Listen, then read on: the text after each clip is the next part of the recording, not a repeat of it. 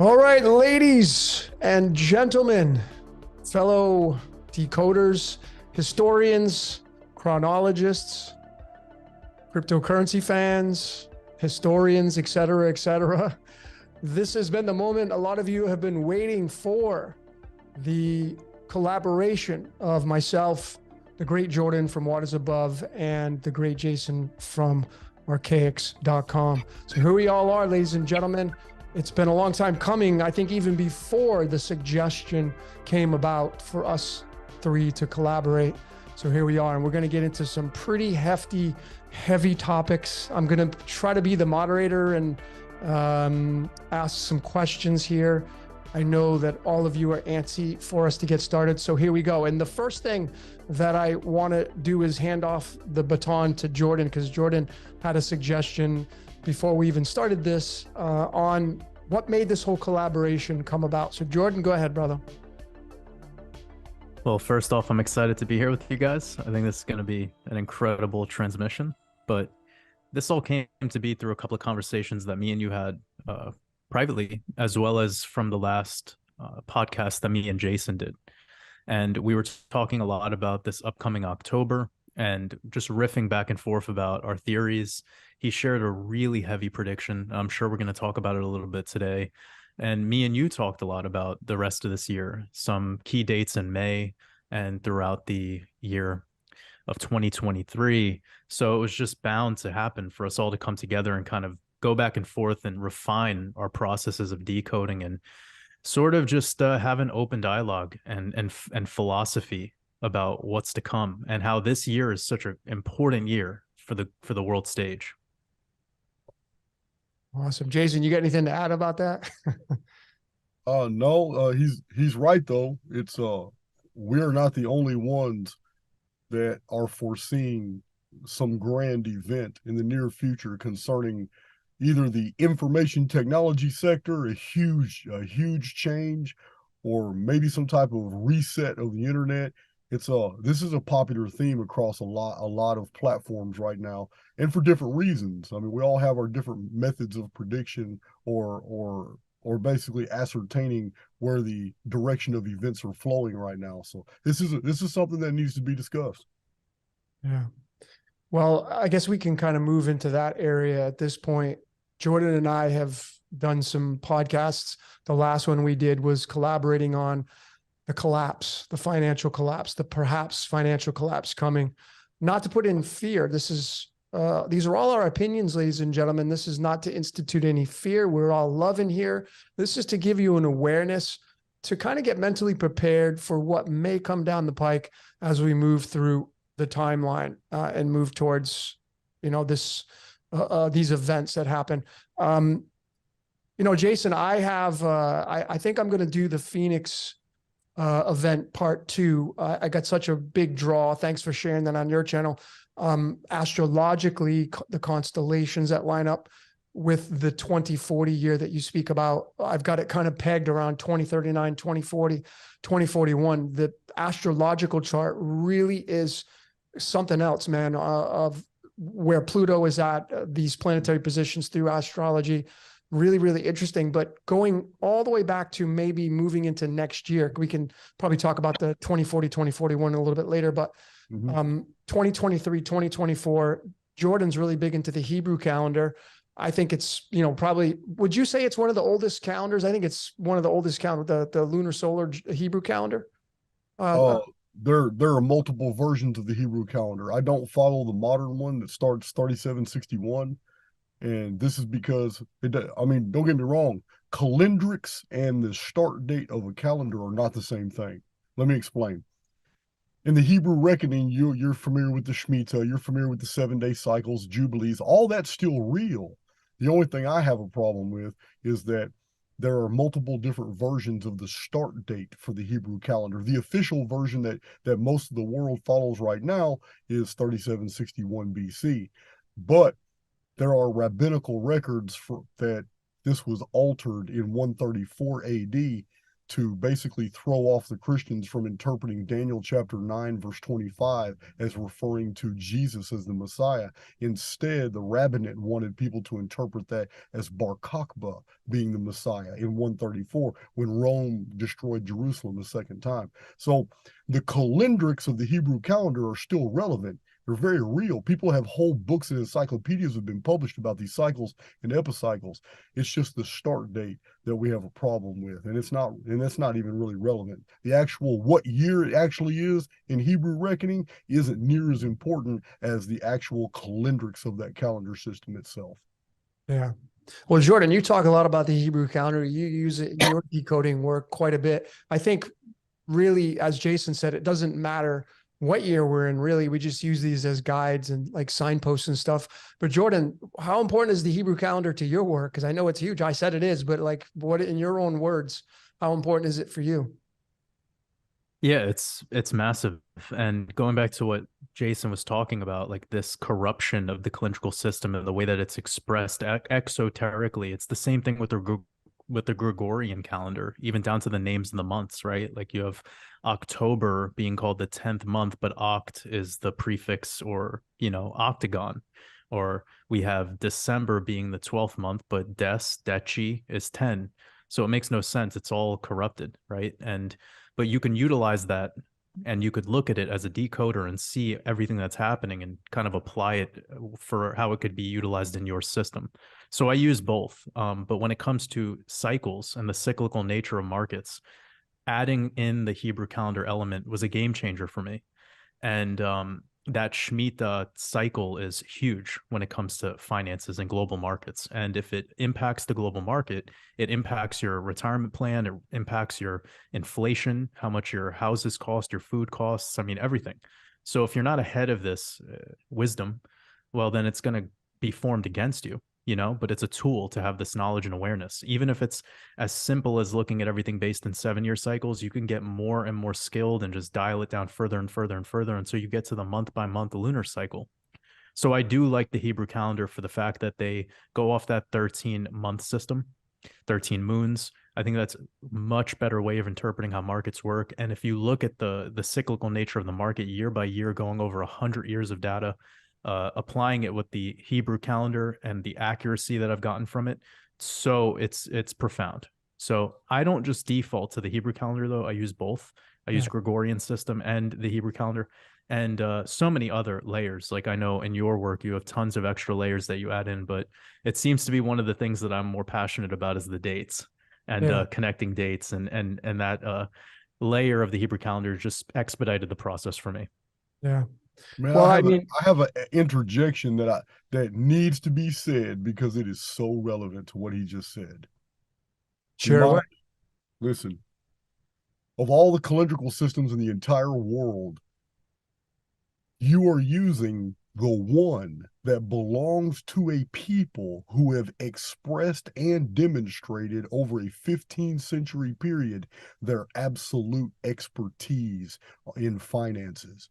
So there is no other calendrical system that would be better than the Hebrew system because it is implemented, designed, and executed by the very people that basically created the banking infrastructure. So you're using the calendar you're supposed to be using.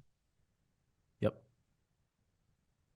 Yeah. And that's exactly why, like, I keep quiet when it comes to other systems, because I know what works for my work, and that's why I love Logan's work. I think it's amazing. It's adding on these extra layers that have started to influence me to take it a step further. But ultimately, like, there is something huge to this Hebrew calendar with finances, and you made a great point. Well, let's go even farther back than that. I want to kind of rub this rock a little bit. And I know, Jason, you've talked about it. Jordan, I don't know if you've talked about it, but all the way back to ancient Sumeria, and we get into another hefty topic, which is the Anunnaki, Enki, Enlil, which I feel is just the dual personality of the demiurge. But Jason, I'm going to throw this at you, man. You go all the way back to this area in ancient Sumeria. And do you think the timeline back then was obviously closer to the source because you're going way back in time, but as we move through the timeline and we get these calendars that change, the Gregorian in 1582, but you go all the way back to the ancient Sumeria. Do you think that ancient Sumeria was closer to the source, closer to the truth? Or do you think just everything's in the now moment and it doesn't really matter? Well, one, the calendars of the old world all have a single common denominator that links them. The Olmec and the Quiche, the Zapotec, the Mayan calendar, the Maya Itza calendar, which is different. It's called the Temple of the Cross. The ancient Vedic systems that was all based off 144,000 units, 288,000, 432,000 units. Same as the Sumerian reckoning. It's the the Mayan long count is made of 13 Bactans that represented the 13 heavens, the 13 great epics to the collapse of time, each Bactan being 144,000 days. Every old world calendar measured time only in 2 units, in days and in moons. The concept of a year did not come around until the appearance of seasons.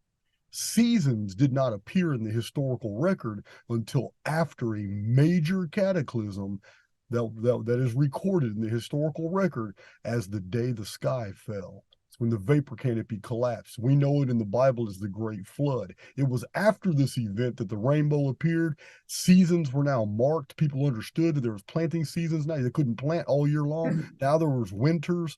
There was the world had fundamentally changed, but they had to implement all new calendars now because the old day count systems were no longer relevant. Now they had to implement calendars that were based off the vernal and autumnal equinox and the solstices. And this is why we have this huge separation of knowledge today. Why scholars today are implementing modern understanding of calendrics and trying to impose that on ancient systems, and it doesn't work. It doesn't work. Okay. Jordan, you got anything to add to that? No, I mean, that 144 is huge. He just made me realize that 144 3 times is 432. Yep. We've heard that a lot when it comes to frequencies, but yeah, that's it's definitely a big number, and it's been following me around lately ever since specifically from my work. This is kind of a meme, kind of a joke, but there's this thing called Dogecoin. It's like a meme coin. And that in Gematria has that 144. 144 is just 12 squared. That 12 is huge. I kind of have been talking about it a lot lately. So he brought that up, and that's something I didn't know. I didn't know about that 144,000 connection. That 432 is also divided by 108. 108 is one of your power numbers. 108 is one of the most ancient mystical numbers in the East. It was a number of great change in one's spiritual life. That's why there's 108 beads on a Buddhist rosary. Yep. But one of the studies that we should do sometime is the power of numbers. And like you say, 432 is a combination of different concepts. 108 is spiritual empowerment, but so is 216, which is 108 and 108. So is 432, which is also divisible by 108. But 432 also involves the precessional number, the great precessional clock number, 72 degrees, 72. It's divisible by 72, which is divisible, and 432 then must be divisible by 144. So another number you might find in your gematria or in your numerical studies, Jordan, is the number 36. This is the ancient number of the decans. This is the decans system. And it was 10 of these decans that made the ancient year of 360 days. So 432 is also divisible by the decans number. So if you were to carry this forward to like the number 864, which is a very unique number, I've got whole charts on that number that show that it is the number that bridges space and time, and that there are so many denominators that are in 864 that it actually bridges almost every concept that we have in numerics. So when you do a chart, and I hope I'm not speaking too long, but no, just be my talk. When you do a chart, it's very simple how fast you can do this. And I'm gonna tell you something deep right now, Jordan, that you can do yourself at home, and it's going to blow your mind what you see. If you were to take the number 36, 72, 144, 108, the number 153, this is a very powerful number. It's all through scripture too. The number 153, and you were just to draw a chart showing every single multiple, going all the way up to the number like 6,000, or go to 7,000 or 8,000. It's going to be almost instantly apparent in the columns what your power numbers are, because they're going to be divisible by every number across the board. And this, you can even put the odd number of 153 in there. And there's another, the hydrogen number, 105. You can put the number 105, which is 210, and then 315, and just keep going down, then to 405, and go all the way down the deal. And you're going to see these massive collections of numbers that are all found on this list, and you'll be able to draw lines through them and instantly identify what the power numbers are, and in your predictions and in things you do in your daily life. Maybe you can I don't understand cryptocurrencies like you do, but maybe you can apply this knowledge. These numbers are the transitive numbers of reality. This is when things happen. So it is very easy. You can do it in a couple hours. You can have a whole chart, and you can identify all those numbers all the way up to 6,000. That would probably, would that line up with like a latitude, longitude lines, like intersecting? That you're talking about? I don't know, because I really don't understand how you would apply longitude and latitude to that, other than the fact that some of those power numbers might be longitudinal and latitudinal. I would have to look at a map to know. But it's very simple in the applications. Once you have that, I have that list of numbers. I can provide you the list of numbers, but it's more meaningful when you do it yourself, because then you understand that out of the numbers 1 through 6,000, you're only going to isolate about maybe 90 numbers. When you put those 90 numbers aside, here's the magic numbers for our existence. These are the numbers of the holosphere. These are the numbers when events unfold, when they happen. You'll see really quick that 90% of all the numbers in reality just fall away to nothing. They're not divisible by anything. They're not important in the primes. They're not important in the non-primes. They're nothing numbers. But the important numbers are the ones that have the most important divisors. And yeah, man, it's amazing. And all the ancient calendars of the world, these are the power numbers in those calendars. Yeah. Well, that 108 is really big, because when you divide it by 2, you get 54. 54 is tied to Xenon. In my research goes to Ensof, and then 54 divided by 2 is 27. That is Ensof. Ensof in the Gematria Hebrew is the number 27, which means infinite. 27 is tied to the word heaven. It's tied to the word currency in Chaldean numerology. So it's really fascinating. And when you go to the 216, when you multiply the 108 times 2, 216 from my research leads to what's called the divine triangle, which sits upon the White House. And the divine triangle is tied to the constellation Libra. You take the zodiac sign, the logo for Libra, it literally fits right over the White House in Washington, D.C.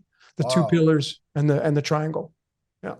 Yeah. I would be interested in you mentioned earlier astrology, and that, because I'm aware, but I haven't studied it, but I am aware that there's a constellation that's not a part of the zodiacal belt.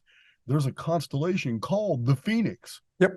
And I know it's in the northern circumpolar area, but excuse me.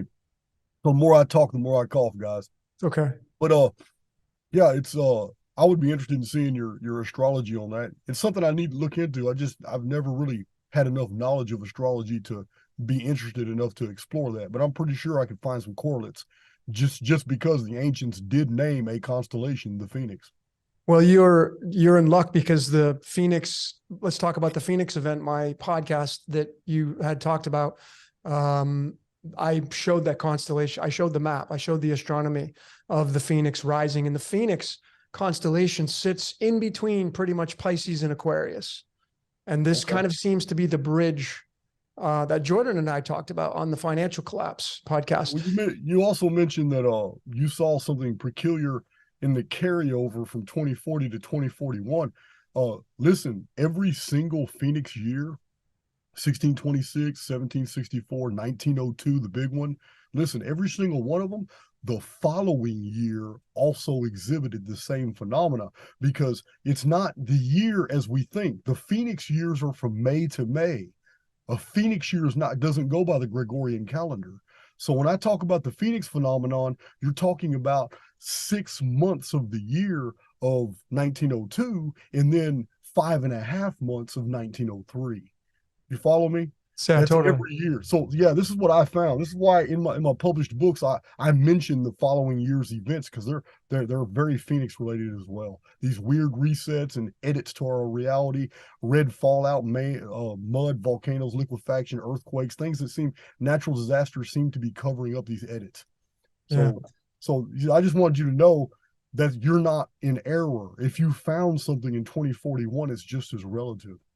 Well, 2041 is 241, and that's the 53rd prime number. And 53 is a big number because it's the element iodine, which is the I am that I am. And it's also tied to the word Yeshua. 53 is Yeshua. So there is some Christ reference there, most definitely. The Phoenix rising from the ashes. And then, this why I wanted to go into part 2 is because of the Pluto placement in that 2039, 2040, 2041, the Pluto placement as it is right now, Pluto's going to be in the constellation of Capricorn till 2039. And then it moves into Aquarius. And that is right around that time frame. And when Pluto's the wrecking ball. So, and it's literally in this, what's called the Nakshakras, which is the kind of the micromanagers of the zodiac in the Vedic astrology. And now you have kind of a link to this constellation called Delphinus, which is the dolphin. So you have the Phoenix opposite the dolphin, in between the bridge between the age of Pisces and the age of Aquarius. It's really fascinating with your because I was going on that. I talked to Jordan about it. We talked about it at length about these years coming up, 2039, 2040, 2041. And I really can't wait to share. That's why I'm going to do part 2. Well, you might want to add this to your thesis because it's relevant. You just said Pluto comes in like a wrecking ball, passing in 2039 into Aquarius. Yep. Aquarius is the sign for water, the sea, the ocean, the deep. All right. In the biblical narrative, the sixth seal in the Phoenix appearance, the end comes in like a flood. So I can see the associations. This is in the book of Revelation. The end comes in like a flood. And that's exactly what you're saying here. Pluto comes into Aquarius. Yeah. Well, it does say in Revelation 21, they'll see will be no more. So I don't know if that's doesn't it say something about the rainbow is a sign that there'll no longer be like an apocalypse by water or floods? That's what it says. Yeah. Right. And of course there's a deeper meaning to this, but when we think about the fact that there could be some superheating, supercooling event, like some sort of, liquefaction, not necessarily seemingly from water instantly, but from well, let's just call it like earthquakes. You can see these earthquakes lead to land liquefaction. Of course, that would make a lot of sense. Like plasma discharges would lead to land liquefaction, not necessarily just floods, especially by the narrative of climate change, the way that they try to spread that. Y'all totally lost me. Y'all totally lost me. I was over here quiet, Jordan. Like, man, what did I miss something? No, I was speaking in metaphor. The end comes in like a flood. Was the last days, and the apocalypse is going to be like as in the days of Noah. Yeah, I agree with you 100% about the rainbow was a sign that the world would never be destroyed by water again. But in the Revelation part, it's metaphorical, talking about the end comes in like a flood. And like a flood means it's coming in, it's total destruction. It doesn't necessarily mean it's going to be a watery destruction. Yeah, but the reference to Aquarius was also like metaphor. Yeah.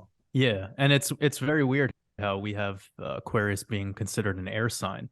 But I've been talking about this a lot with these April events, how like we have fire and air rituals going on lately in the past 20 years, everything since 9/11, where we had the planes flying into the buildings, and then we have C-19, which was virus spread by air. And it's making me, it's clear as day, these are symbols moving us into this new age where we're removing the old symbols and replacing them with the new.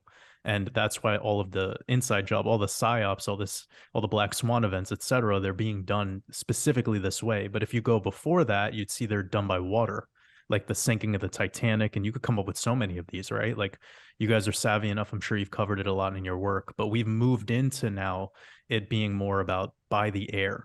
And to me, it's hard to pinpoint when this exact Aquarian age will be in, but my main trigger point for it to prove that it's here is a cashless society, some sort of cashless world. And I don't know how long it's going to take till we get there. I don't think it's going to come overnight. I think it's going to be like the totalitarian tiptoe, as they call it. But I would say that would be the first key sign that we're there in that new age.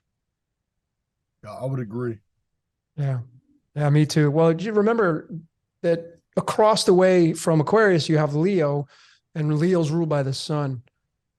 So you have the rulers of the astrology, one being Leo, the lion, across in the fifth house, and then you have the 11th house of Aquarius, which is seemingly in the New Age is Uranus, but it's also co-ruled by Saturn. I say Uranus completely because it's kind of the technology and the age we're moving into. So I guess we can kind of move into that, right? So,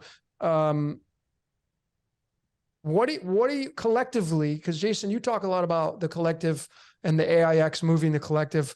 Where do you think the collective is, like, what do you see 100 years from now, or even just 10 years from now?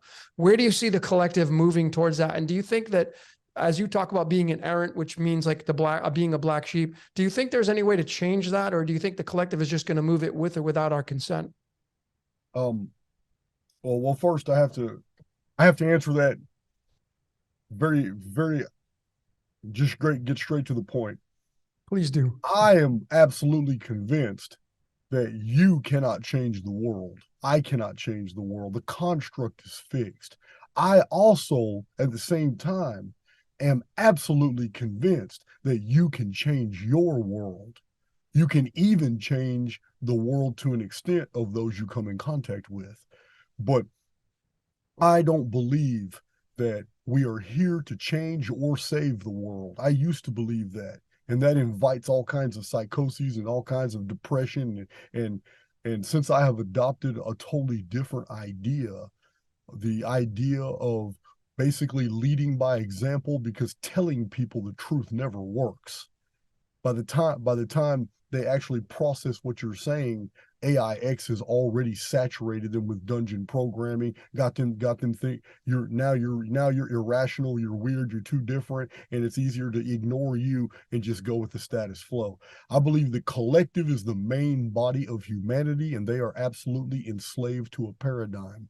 And this paradigm itself has a personality. It may be an artificial intelligent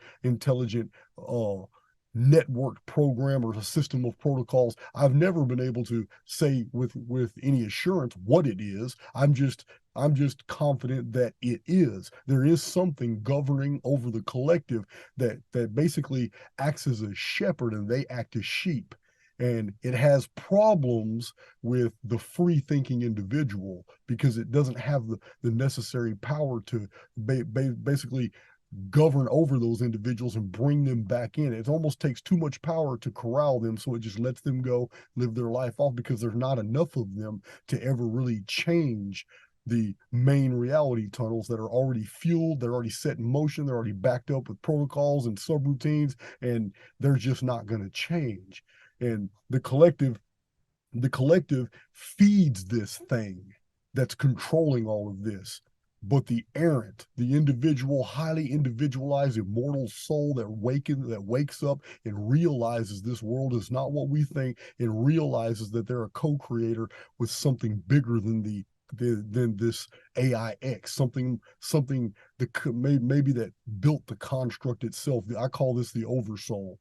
Once someone realizes that they're actually a part of the Oversoul, that's when I think AIX leaves them alone. They live their own life. Now they're free to just be saturated with truthful information, and those barriers are removed. They can process this information. They don't have a problem with it. We call them truthers, and the rest of the world calls them mad. Okay. What do you got? Any take on that, Jordan? Yeah. Can you hear me? Yep. Go ahead, brother. Yeah. It reminds me of something.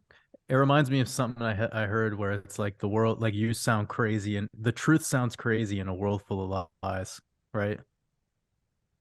It's very basic, but like that is how you're treated. Like it's sorry, I had to shut off my mic because I was laughing when he said dungeon programming. I started fucking laughing so hard because I've never heard anyone use that terminology before. And it's so spot on. It's like it's a really funny way of saying it. It made me think of like Tartarus, how they're like stuck down in the dark abyss of nothingness, being used Yeah. as an instrument. Uh, and I say this quite often. I think I use a term like prana, where it's like your life force energy, and you have this opportunity to maintain to maintenance your prana. And when you tap into your own creative essence instead of just being purely a consumer, it seems to be like your whole paradigm shifts, like it comes back into this unity consciousness. And it's, I believe what Jason is calling the dungeon programming is like being stuck in duality consciousness, where everything is about the right and wrong and left and right and black and white and yes and no and evil and good. And if you're stuck in this, we get taught the savior complex. So then we try to feel like we have this necessity to go save the world. And it comes back to what Jason was saying earlier. And there's no world to save. There's only your world and your life and your script. They call it scripture. That's all it is. And if you follow someone else's script, you're being obedient, Yeah. and that's slave programming. And when you figure out that you could write your own script, or you could at least tap into your script through your great work of learning more about the code, well, you start to see there's these layers to the so-called freedom. And I don't even want to look at it that way. Like, I don't really look at it like it's an imprisonment or a trap or enslaved, or because that's not how I perceive my reality. So once I've gotten to the stage that I operate at right now, I couldn't fathom a slave or dungeon programming. It doesn't exist in my realm, but I could see it clear as day when I leave my house. So it's like it's this the only thing I could really say to this is I've been practicing compassion. I've been trying to compassionate all these moments where I would typically judge the so-called sheep or the NPC or whatever people want to call them. I look at them now as an opportunity.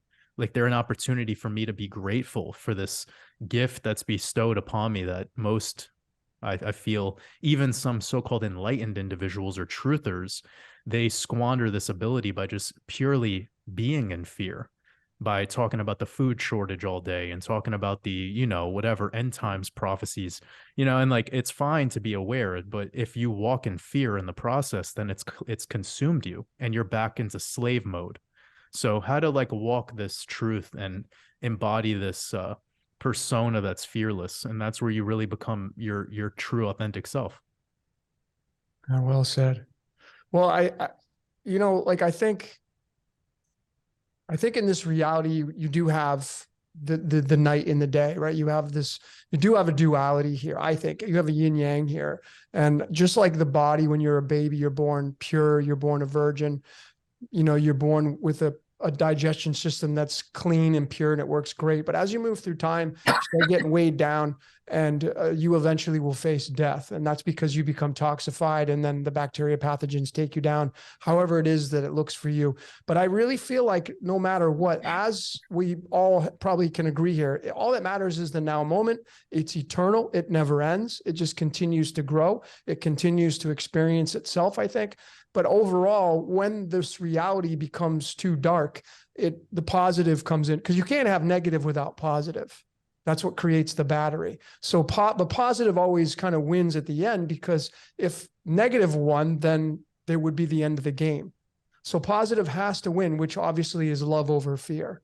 And love always comes in and wins in the end. And the game, to me, starts over again. And then we have a fresh set of standards, a fresh set of, and this is why, I like your work, Jason, because you go into the chronology, the history in very deep depths, probably unlike anybody I've seen, where you show these changing of the guards with all these kinds of circumstances happening. And really, the only thing that matters is the now moment. So, but, anyways, let's kind of shift gears. I want to ask Jason, I want to ask you, and then Jordan, I want you to chime in on this. What is your take on the topic of the Archons? What would you say for Jason? Would you say the Archons is AIX? Well, I have described the Archons as being protocols that are controlled by AIX. Now, I'm not saying this judiciously. I'm not proclaiming this as actual fact. I'm trying to describe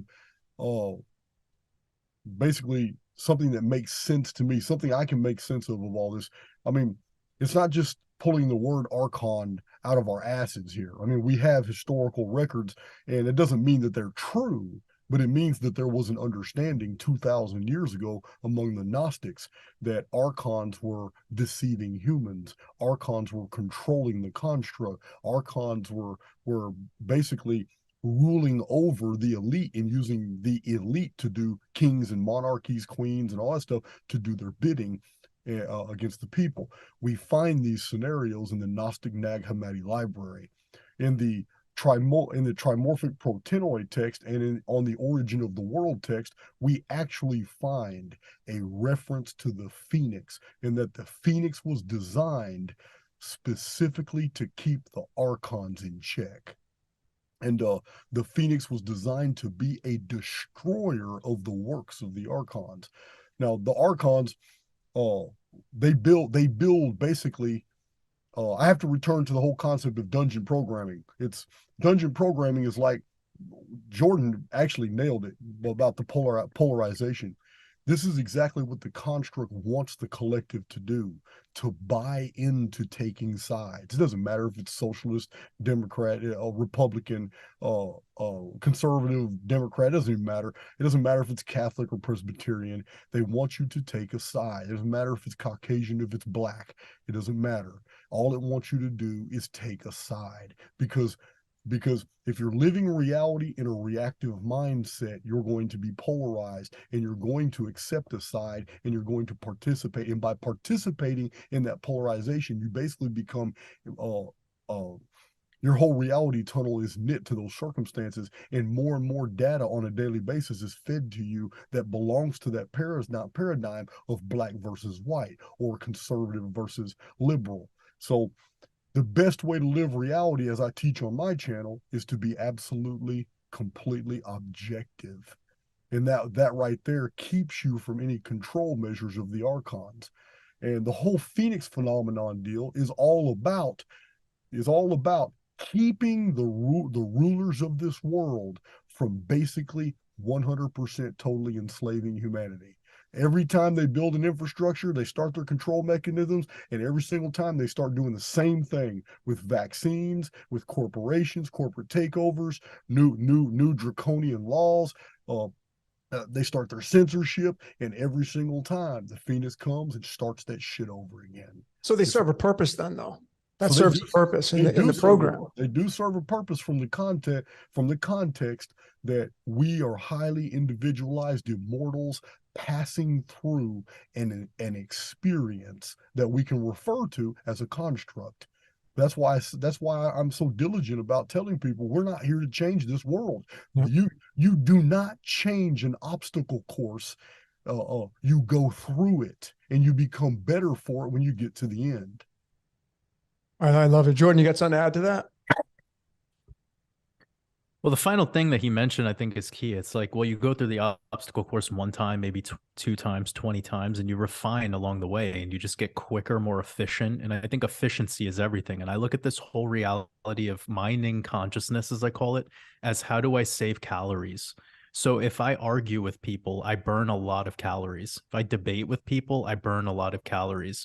But once you become illumined, you don't have any energy for the debate or to prove a point anymore. You can quickly determine the frequency bandwidth that this person operates at, and then you can determine how to save your calories. And I look at everything in this perspective.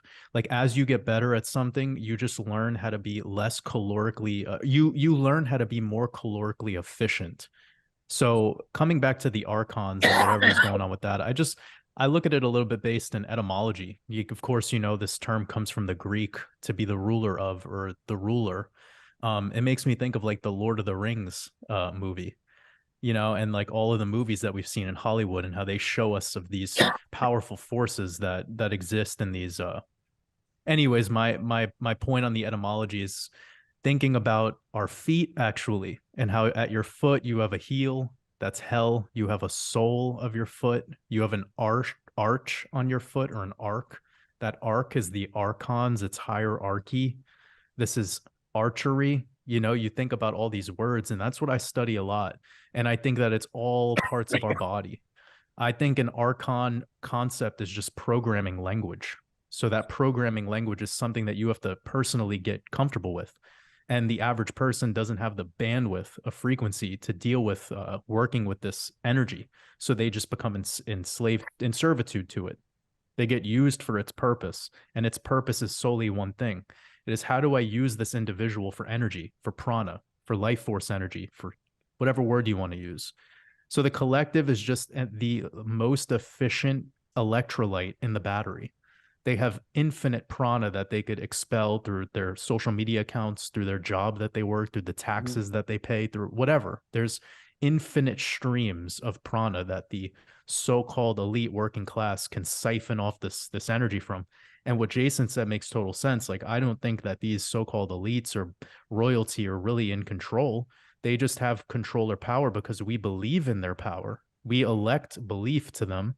Therefore, they maintain that so-called hierarchy.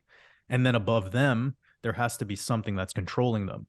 So when we really, really start to dive into the purpose of life and what we're doing here and how we're operating through this obstacle course that Jason mentioned, it's just up to you on the individual level to learn how to be more efficient at utilizing your calories. That's all that matters. Whether there's a monarchy of royal elites like pedophiles, like drinking children's blood, it doesn't fucking matter. Whether the earth is flat or round or triangular or shaped like a dildo, it doesn't matter. Like, at the end of the day, like, the only thing that matters is your reality tunnel and like how you knit yourself, as he said, to choice, and I think that's the most beautiful part of the Matrix movie, how it keeps coming back to choice. When Neo meets the Oracle for the first time, he's dealt with that truth bomb, that he's either already made a choice or he's scared of being the one that's in control through his so-called choices. And she keeps fucking with him every scene that they're in. And that's an amazing movie if people want to learn more about the simulacrum. Like, I can imagine if you were to listen to a couple of my live streams, listen to a couple of Logan's live streams and watch his decodes, watch a bunch of Jason's work, and then go rewatch the three Matrix movies, the first three, it would be like incredible how different you would look at those three movies. I agree. I wonder, how do we really, how do we talk about... How do we get into an esoteric conversation about the earth being shaped like a dildo? Oh, easy. Look at what Jeff Bezos did. Look at what Jeff Bezos is doing.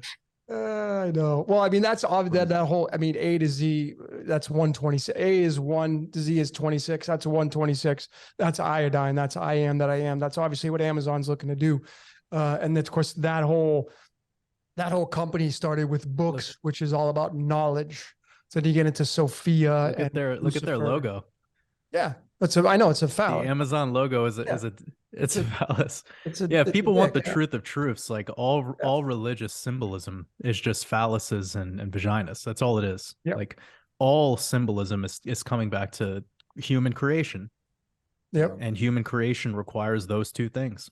Yep. So I know some people might be offended by this because they might be choosing to have a religion, but that's ultimately the truth. That's why you look at the Vatican, you see what that is. That's a phallus and a keyhole. Yep.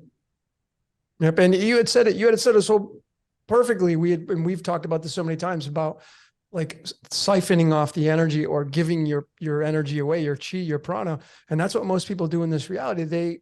As Jason said earlier, you're not going to change the collective. It's like going out and looking at the sun when it's hot out and telling the sun to go away. It's not going to move for you.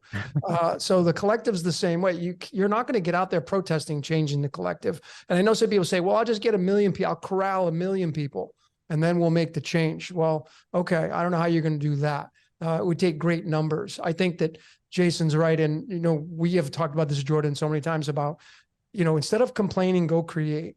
And when you go create from a perspective of disassociating yourself from the mainstream, you then have something very powerful to create on. And that leads into the next question, guys.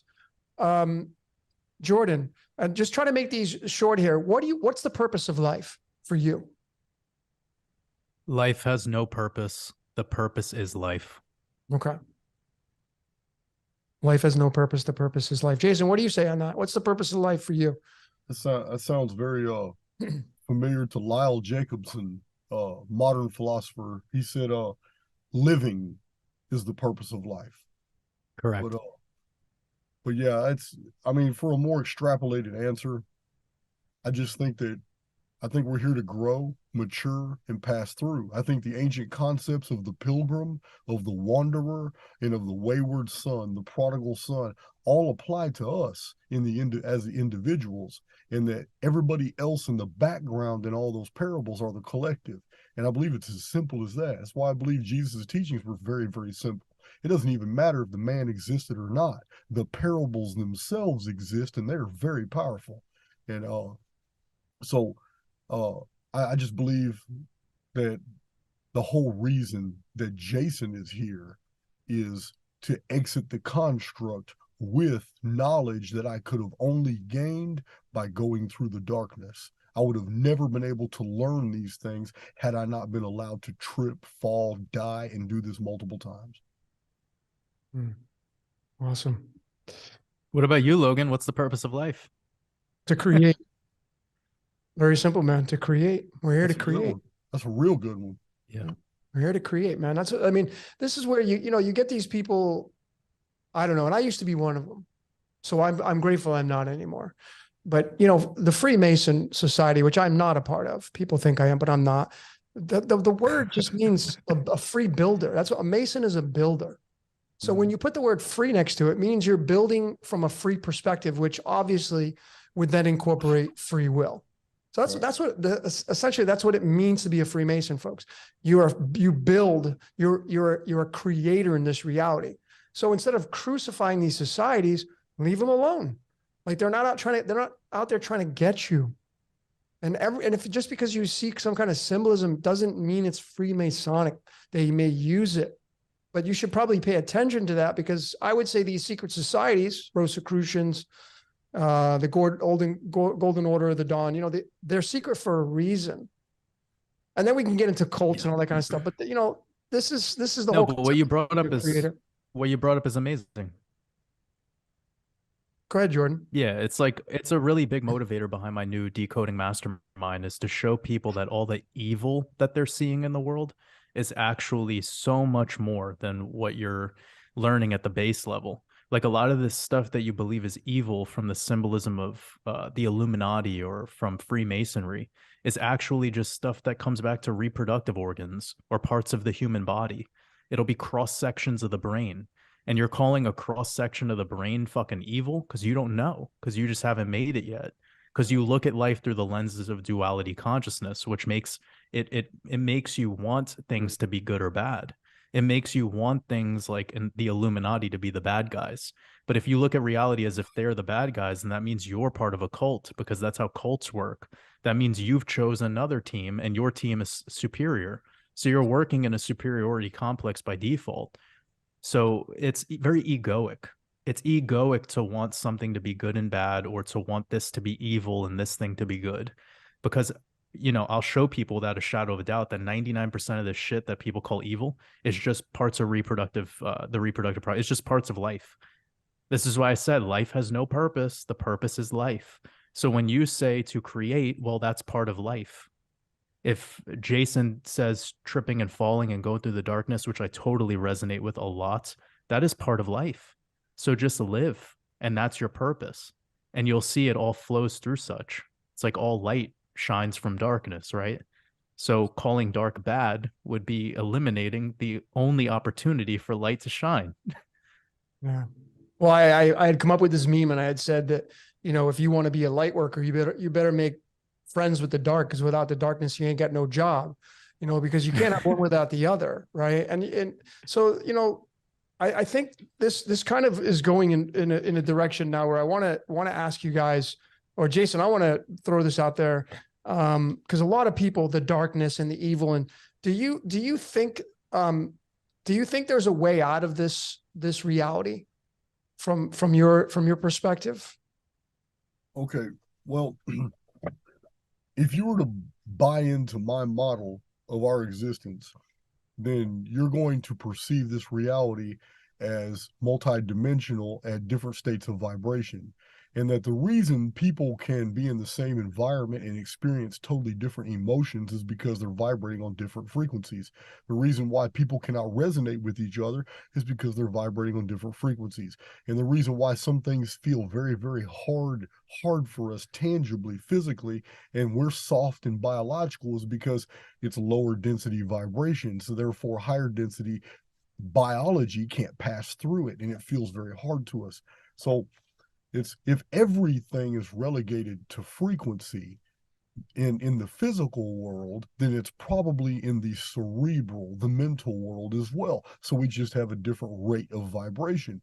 So if that's true, and the lower vibration is physicality, higher up it becomes cerebral, then that means the highest would be spiritual. So if everything is vibrational, then perhaps, since I'm just an immortal soul passing through this construct, in order for me to get out of this construct, I need to be vibrating at a certain frequency. And in order to be vibrating at that frequency, I need to learn everything that I was sent here to learn before I can escape it. I love that, man. Just passing through. Should put that as a tagline for a t-shirt. I'm just passing through. Yeah. I like it. Me an idea. Yeah. Well, I got a t-shirt called Pretending to Be Human. That's kind of similar to that. But anyways, Jordan, you got a question. Go ahead, brother. You got some content. No, I was just gonna say, it makes me think of the word tourist and how tourist is Taurus and your Taurus field, and you have a Taurus field while you're physical. So you're just showing up here, right? Like you're restarting the game, or however he put it, you're traveler. And I love that concept. It also makes me think of, there's this movie that came out, I don't remember the year, but it's called The Boy and His Dog. It always makes me think of the Fool card in tarot. But the boy and His Dog is a movie about clearly a post mud flood world, like a world that has gone through a cataclysm. That's Don Johnson, and it's when he was young. Yeah. Oh, you've seen this? Yeah, I've seen A Boy and His Dog. It's fantastic. It even has the elite living in an underground facility. Yep. It has what? This movie is so good. It's so good. It has the elite living in like this underground part of the world that he finds out later. And you could see the movie kicks off right away with the world just being compacted in mud. There's been many movies way more Hollywood level than this, by the way. This isn't as common of a movie that most people have seen. But anyways, I think about The Boy and His Dog and just being a traveler in a phase of reality that perhaps maybe we've traveled through before, and that's why it resonates with us when we come across this gnosis. Yeah. All right, so let's throw this out there to you guys. My research at this current stage, I have a new Decode coming out, Prison Planet Part 4, the series of mine. And man, I got to tell you guys, my whole world's turning upside down with this research. And it seems to be like, if you study Vedic astrology, the Indian astrology, which I'm a huge fan of, probably the most important body above us is the moon. Besides the sun being the spirit, our soul, it's the moon. And the moon, through Vedic astrology, runs the mind, the subconscious, the emotions. Essentially, it's kind of like the hard drive of Earth, if you will. And it seems to be perhaps, I could even say that it's tied to what's these words called black sun. The moon doesn't give off any of its own light. And so I'm kind of, there are some ties to Lucifer here being the moon. I had said this a while ago, many podcasts, about the moon being a burnt out sun. It used to be a sun and then it burnt out, and then a new one popped in, and you have the logos, the sun now. But the moon seems to be, through this Prison Planet 4, it seems to be perhaps running this reality. And then you get the reference in the Truman Show, Christoph being on the moon, wanting to run Truman Burbank, and Truman Burbank decides to leave and exit the Matrix. And the story is as it goes on. But Jason, the moon, like, what is that to you? What does it mean to you? The moon being a construct outside this reality, or in the firmament? Well, in the 1950s, the Russian scientists published a series of very compelling arguments, because their own conclusions about the moon was that it was hollow, and that if it's hollow, and that the surface of the moon shows the evidence of mining, and they showed close-up pictures showing where they believe that there were facilities on the moon in ancient times, not any time in The Russians concluded that the moon must have hollow cavities that are probably the size of large cities on Earth. And if that's the case, then the moon is probably a super construction that was put here by a technology that's far superior and more ancient than we understand, and that something deliberately put it in our orbit. This was the conclusion of the Russians based off all the data that they could compile. Now, I'm not saying I agree with that. I'm saying that they understood there were enough anomalies to come up with a theory like that. So, I understand from the writings of Hans Boehringer, a Viennese engineer in the 1800s. His research was followed up by Hans Bellamy in 1901 and 1902, and it was cited by Emmanuel Velikovsky in 1950 in Worlds in Collision. And the conclusion was the cosmic ice theory, which was the extra moisture and water that we have in the 2-mile high ice caps at the northern and southern extremities of our world was explained in a cataclysm the day the moon appeared. It's called in the historical record, it's called the capture flood.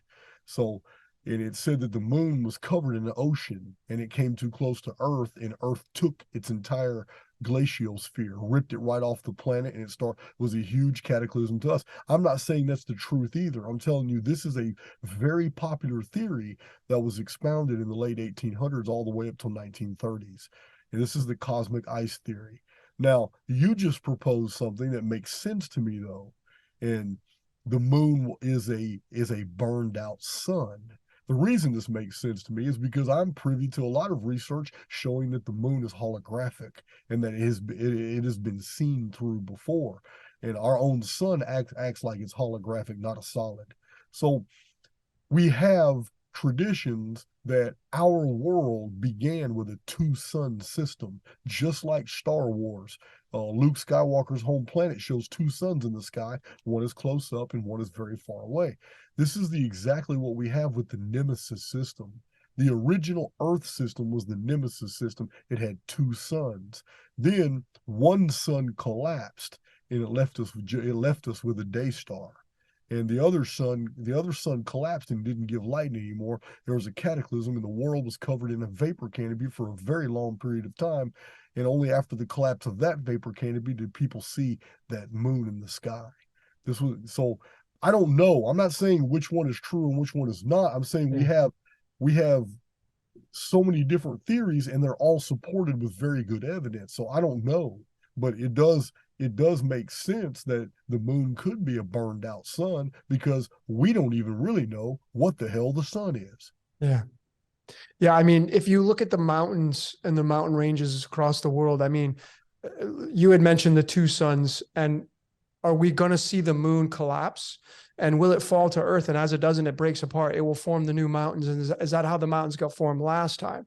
Because you have a lot of flat land and then you got these huge mountain ranges and et cetera, et cetera. But is the mountain ranges remnants of a fallen moon / star that was here before? And are we just going to see another sun come in, and then the sun we have right now will just be a partner of this new sun coming in, which is going to get into the Hopi prophecy and the return of the blue Kachina, right? The Hopi prophecy. So it's kind of interesting there with that. But I mean, the moon to me at this point has a lot of merit in running our minds. I think I had done a decode on the water cycle, and the water cycle was tied to the number 42, which is tied to life, the universe, everything. Douglas Adams' book and series that he has on the number 42. But it was all about the sun, the moon, and Earth, and that trifecta was creating our reality. And the Earth was obviously being fed by the sun through photosynthesis without the logos. And then the moon is all about the condensation. So the sun evaporates, the moon condensates, and then we have precipitation, and then we get the rain cycle, the water cycle. And I feel like that's kind of maybe how the incarnation, reincarnation process works. But that's, of course, purely theoretical. Jordan, what's your take on all this with the moon and all that? So back in 1965, there was a professor, Roy Foster, who was actually interviewed, and he was asked about the moon. He was talking about how the moon is not something we could land on. It's not physical. He basically called it a plasma phenomenon. And this resonated a lot with me when I first heard it. So this plasma phenomenon thing, it sparked a lot of interest into what are the luminaries, what are the planets, what is this stuff that NASA shows us? I'm talking about a while ago is when I first heard about this theory, a counter theory to what the moon could be. Of course, we have the traditional 1971 so-called moon landing. A lot of us start our conspiracy days in that one, so beyond that, that was the first time where I was ever blown away by a concept. And anyone could go look this up. It's just you type in plasma moon scientist and you'll find it on YouTube. It's pretty common. So that would be my first, like, it's kind of esoteric, but not really. It's a good starting point for people to just get going on a theory that what is this moon? But for me, I'm looking at it purely simulation. I think everything that we're looking at in the night sky is an optical illusion. I think that our eyes are horrible at making determinations of what we so-called are seeing or perceiving. Anyone who knows about the bandwidth of frequency that the human eyes can see, it's so limited. So when we start making conclusions on what we perceive through vision, I think we're not the species to be counseled on, consulted on such a thing. It's just we're too limited in what we could see. Anyone who's taken psychedelics also knows that you can increase the bandwidth of what you see with your eyes by taking psychedelics. So I started there with me just being curious as to what these things are, but I do not believe that anything happening outside of this firmament or even in our sky that is so-called physical, I don't believe that it is. I look at the sun as a portal at best. It's probably a black hole portal and a wormhole maybe. And with this moon, it's potentially a optical illusion reflection of the physical realm. I'm very open to that theory. I'm not committed to it. I'm not committing to really any of this, but I'm very open to the idea that this moon that we see in the sky might actually be a reflection of this entire physical realm that we're living on here. I do not believe in planets. I don't believe that this is a globe. I don't think we're a ball spinning in outer space at 1,000 miles per hour with curved water. So yeah, just all of this stuff together has been making me not conclusive, but definitely I know where I'm not gonna make my commitments. Outside of that, whatever this moon is, I think it's tied to matter. So this is the final thing I'll say. When you look at some Freemasonry symbolism, you could see the two pillars, Yakin and Boaz, and you have your moon pillar, sun pillar. On the moon pillar, you see the globe, this thing we call Earth, right? And you think of the words here, which is what I love to do, just go into the etymology. You have mother, which is mater, which is again coming back to matter, moon, ma.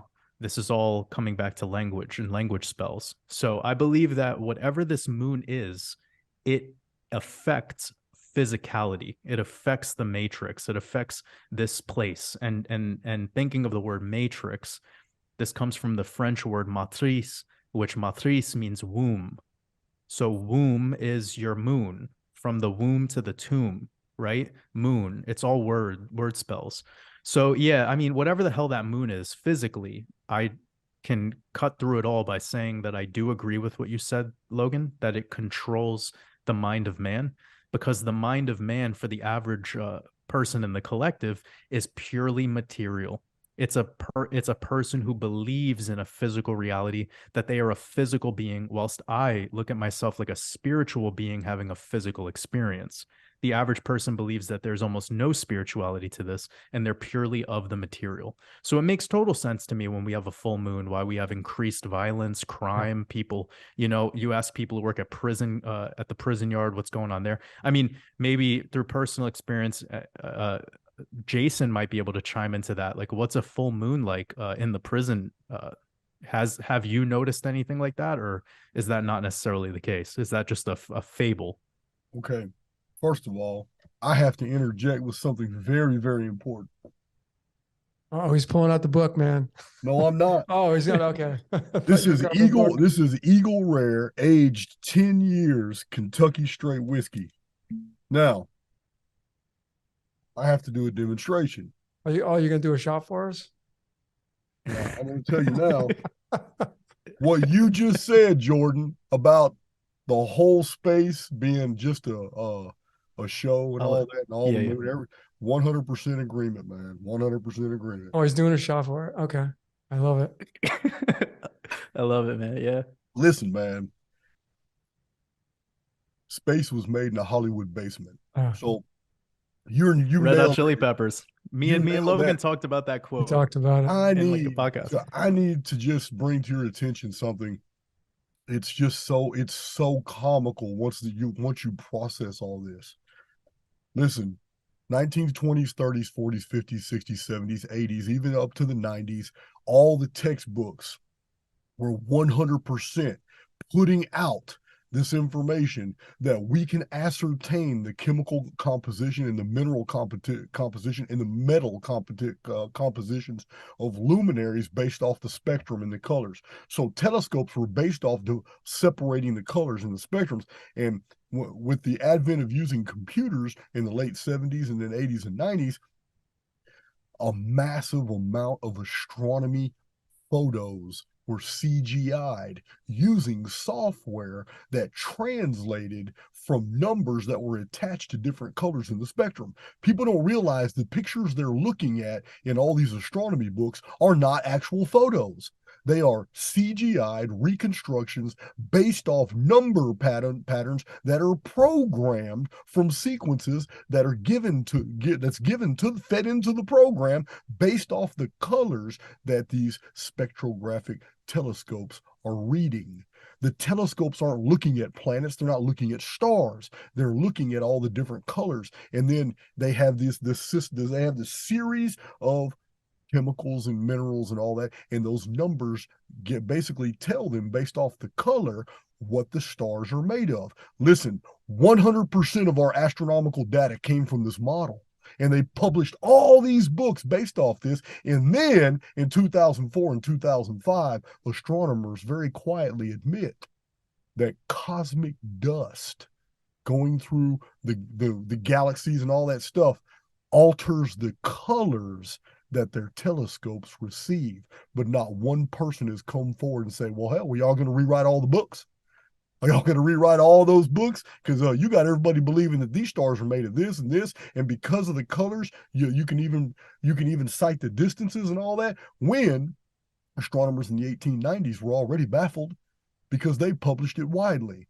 They took pictures of the stars from 3 different observatories in the month of February. Then they waited till July when the world was supposedly 186 million miles away from where the first pictures were taken. And they took a series of pictures from the same 3 observatories on 3 different continents and couldn't see any evidence of parallax whatsoever. As if we're looking at the bottom of a dome where the lights are fixed and there's not actual distances between them. So basically, I just want to tell you what you're describing is absolutely backed on factual data. And everything that NASA puts off in all these textbooks and all these collegiate works and scientific books, every bit of it is based off the software that was designed to break down the color spectrums and then put out what the minerals and what the chemicals are in those stars, and then tell us their distance of those stars and tell us how big they are and tell us what they're made of, that therefore how old they are. And that same data was then used through another series of algorithms that then guesstimated how many planets it developed because of its age. The entire model is a mathematical construct that was invented. That's really interesting. I mean, I've watched countless amateur astronomy videos with their telescopes, and I've seen, Saturn, Jupiter through these telescopes. They're not NASA at all. So there's that, right? But let's just hypothetically say that you guys are correct. There is no planets. There are no stars. This is all just a holographic projection. Then people would say, well, how does astrology work? How does it become so accurate, and how does it really define our reality at that point? Man, I'd love to answer that. Go ahead. Okay, well, check this out. There should be no attachment to an idea that just because the stellosphere isn't what we've been told in the past 250 years, automatically negates the fact that for thousands of years, astrology has recorded and been able and used with predictive value. These are two independent systems. We should not merge them only because we find one is incorrect. The stellosphere is real. The luminaries are real. In the book of Genesis, it's very real. The stars were put up there to tell us the times. Okay? The original calendars were all concerning the turnings of the stars. This is also in Genesis. In Genesis, the very first timekeeping method was, and the evening and the morning was the first day. Because in the ancient Bronze Age, the day began when the sun went down. This is why the Hebrews have that as their model today. To the Jew today, the day begins at sunset. It's not like the rest of the world. But the Jews still maintain that ancient Bronze Age cultural idea, which is reflected in Genesis. The evening and the morning is the first day. And then God made the plants and the animals, and the evening and the morning was the third day. Then God made mankind, and the evening and the morning was the sixth day. And then God rested from all his works, what he thought was good. And the evening and the morning was the seventh day. Genesis is very specific. All the old calendars were based off the stellosphere, and it was all the turnings of the stars around the dragon. Because in the ancient concept, the only star in the sky that didn't move was Alpha Draconis. It's the eye of the dragon. It's the only one that didn't move, and the whole dragon spun one time a day. The whole dragon spun one time a day, and that's why the ancient Chinese calendars numbered all their days in dragons. Yeah, when this emperor reigned, it was 4,322 dragons. That's all it was just a turning of the stars. So in answer to your question, Logan, it's no one should associate the fact that we've been misled as to what the stars are and think that has anything to do with discounting the predictive value of the ancient science of astrology. There's no correlate here. One should not negate the other. Astrology is ancient. Our understanding of what the stars are is very, very new.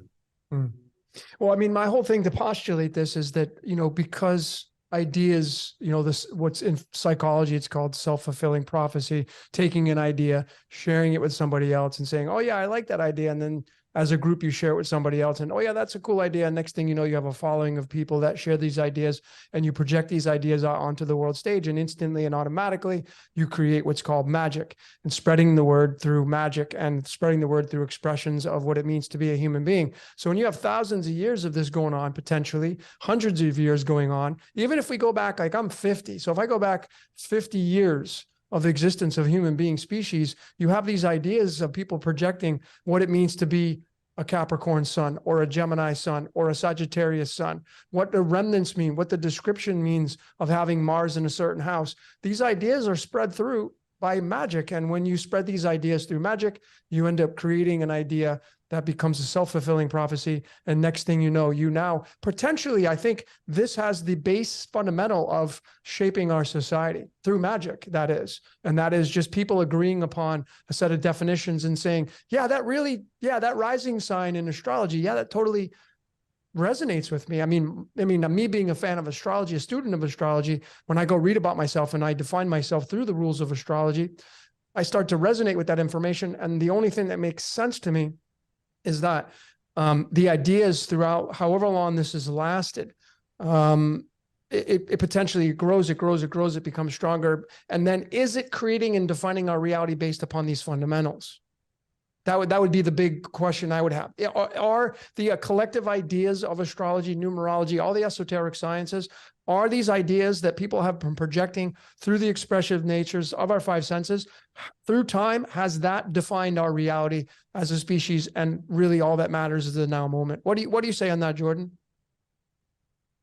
Well, I think what we're discussing right now is belief. And I look at belief like a technology. And there's this critical scene in The Matrix. I think it's in the end of the first movie where Neo is starting to fight back against Agent Smith.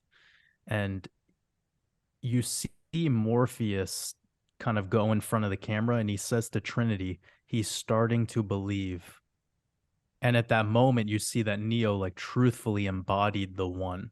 And he started moving in this speed that he's never moved before. And he started really tapping into some like superpower level wizard shit. You know what I'm saying? So it's like belief is everything. And if you believe the earth is round or flat, or you believe that the stars are real or they're not, it's really whatever you take on. And that belief like plasmatizes itself into your reality tunnel. So I could just say that, you know, there's no difference believing in Jesus or believing in Muhammad or believing in flat earth. Like if you decide to make that choice, it becomes that for you. And then you take on that truth and everything is built around that. And if you have a really damaged ego, you will fight to maintain that truth. And everything else that goes against that truth will be your enemy. And that's a really problematic place to be if you're trying to expand consciousness. Consciousness doesn't have room to expand if you're making those sorts of decisions. But getting back to like maybe a more esoteric concept and built on the holographic nature of the realm and what we could be seeing in the so-called sky and in outer space, I was thinking of the black sun, right? Sort of like a Tesla coil. And if you think of the noble gases, when you pass the Tesla coil under the noble gases, you see the colors change. So those 7 noble gases can be compared to the 7 days of creation with what Jason was saying. You have helium, which is Helios. You have neon, argon, krypton being secrets, krypton also being the 36th element. That comes back to what Jason was talking about earlier about the importance of the number 36, and multiplied by 2, you have 72, multiplied again up 144, etc. Then you have xenon is 54, radon is 86, and Oganesson is 118. OG element. That could OG, the OG, man. original gangster, The original baby. gangster element. Yeah. So you have to think about this stuff as this black sun. I know me and you, I don't know if we spoke about it in a podcast, but I talked with you privately that I believe the black sun is Pluto. So you asked a question, Logan, about the truth of the astrology, perhaps, or like what is the truth of the system? And I kind of look at it on a deeper layer that the truth behind astrology or astronomy is mythology. And that's been why in my work, I've kind of skipped looking at the astrology charts and skipped all of that stuff. And I went straight to the mythology. And I feel like once we become a physical being, we become coded with mythology. So there is a Jupiterian aspect to all of us as much as there is a Cancerian aspect to all of us. You could even go into the zodiac, right? Like there's a Piscean aspect to us as much as there is a Sagittarian aspect to us. Yep. And you could chop it up all day. And what Jason calls an errant is what I have always called a divergent.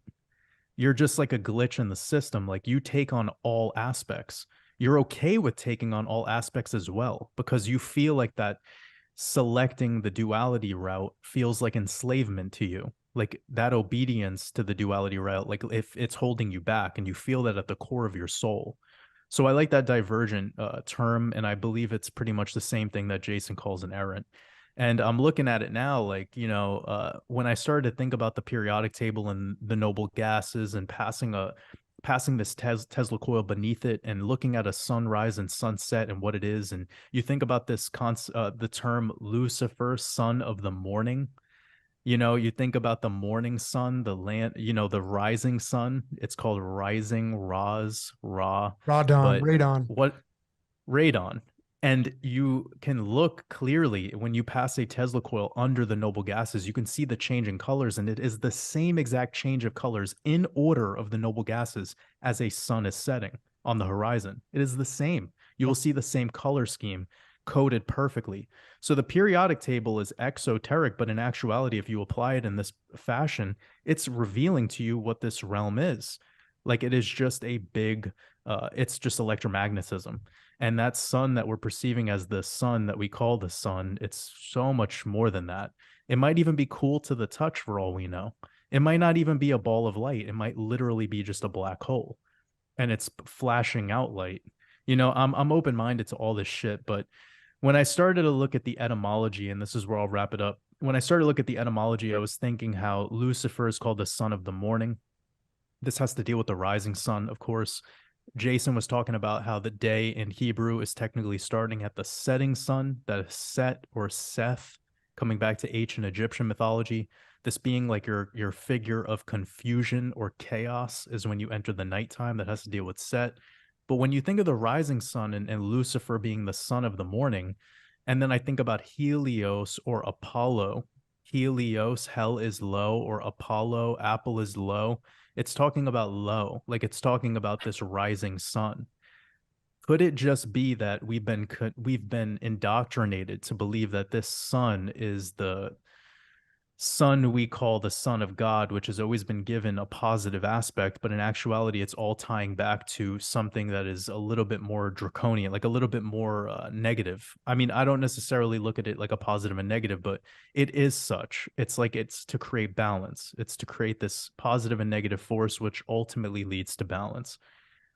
So yeah, there's so much to say on that, but it's been a lot of what I've been thinking about lately. So I'm glad we're talking about it because I've been wanting to riff out these ideas of the noble gases and what the sun actually is and what the stars actually are. It's been why I've been so apprehensive to get into astrology in the typical way that people do. Wow, really, really good points. So let me throw this question out there for either one of you. Jason, I'll throw it at you first. I know, a brunt of your work is the AIX, which is obviously connected to the collective. But the question I would have is the voice in your head, and anybody listening right now, you got a voice talking in your head, and you've been talking throughout this entire broadcast, maybe saying, oh, he's full of shit. I don't agree with that. Where for you, Jason, and then Jordan, where's this voice coming from? Okay. And is it connected to AIX with your concepts? Until I had come into contact with the writings of Ishak Bentov in a brief tour of higher consciousness and Stalking the Wild Pendulum, Great book. I had never, ever entertained the idea that some of my own thoughts are actually me just absorbing information that's in the thought field. And the whole concept floored me. It actually redirected my whole focus. I had to stop what I was doing for a while, process that, go through my research notes, and it made so much sense.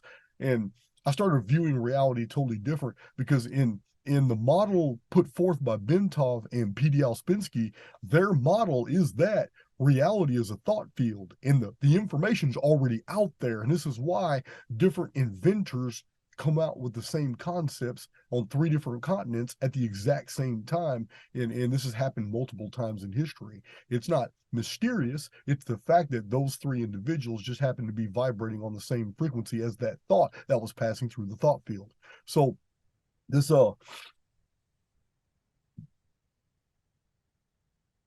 learning how to basically learning how to recognize what you're thinking as opposed to invasive thoughts that are in the field that you're absorbing, it to me is a task, but you can do it. You can do it really easily. There's been many times when I'll be thinking about something and it has nothing to do with a thought that just injected into my mind. And I'll process that. It's like, why would I even think negatively about this person? I have never been either here nor there about this individual. Why am I even thinking about this individual at all? I'm thinking about this over here. I'm reading something and this just pops in my mind. So when you learn to recognize these things, you can better tell that there is a thought field that we're immersed in and that you can actually learn, not by virtue of reading books, not by virtue of experience. You can actually absorb information by coming into contact with it, being receptive to it. This is where common sense and wisdom come, because it's inexplicable how some people who have not had the experiences have yet acquired a tremendous amount of common sense or wisdom, and they haven't even lived long enough to have that type of wisdom, but they do.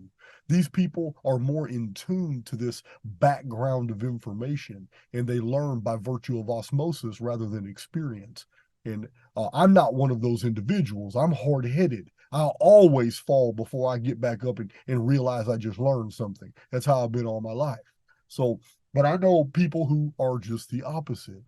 So, Ishak Bentov's model resonates with me. I understand that when we meditate in whatever form you perceive meditation to be. But when we meditate, we can clear our mind of actual personal thoughts, and almost instantly a sensation of motion comes over us, even though we're not moving. But if you close your eyes and you're sitting very still in a very not it doesn't have to be a dark room, but just something with no light is a distraction. And you close your mind and you just totally try to erase all present thoughts and all any projections, anything. Almost instantly, you're going to start thinking about all kinds of things. They're going to be absolutely random, but you're also going to feel a force of internal motion, and it's not you moving. You're tapping into the thought field, and it's moving. You know, his concept floored me, and I believe it 100%. Bentoff's? Yes, Ishak Bentov. Yeah, he's great. His concept absolutely floored me. I'm a student. It led me to P.D. Alspinski. So I'm that's as close to an answer I can provide you on that right there. Is that some thoughts are not our own. There is a thought field out there. Would that be AIX? We can tap into it. Well, hold on. We can tap into them. But often it has nothing to do with artificial intelligence X. It has nothing to do with the reflective medium of the construct itself, which I call the simulacrum, which is properly pronounced simulacrum. I just won't say it. I've been doing it too long my way. But the truth is, I'm now of the opinion that, I'll give you an example. A woman and I were having a conversation about another woman about 3 days ago. And the woman we were conversating about, I have had no contact with at all for 3 years. But it was a memory I was sharing. And I'll be damned, the next day after I was talking about her, she popped up on my phone, blowing up my text, acting like no time had passed in the last 3 years. Listen, the thought field is real, but because time and space are actually illusory, they're not real components of the spiritual world. They're only modulations of the physical experience. So in the thought field, she felt us talking about her and was instantly thinking about me because she knew where the thought came from, all subconsciously. And then she texts me.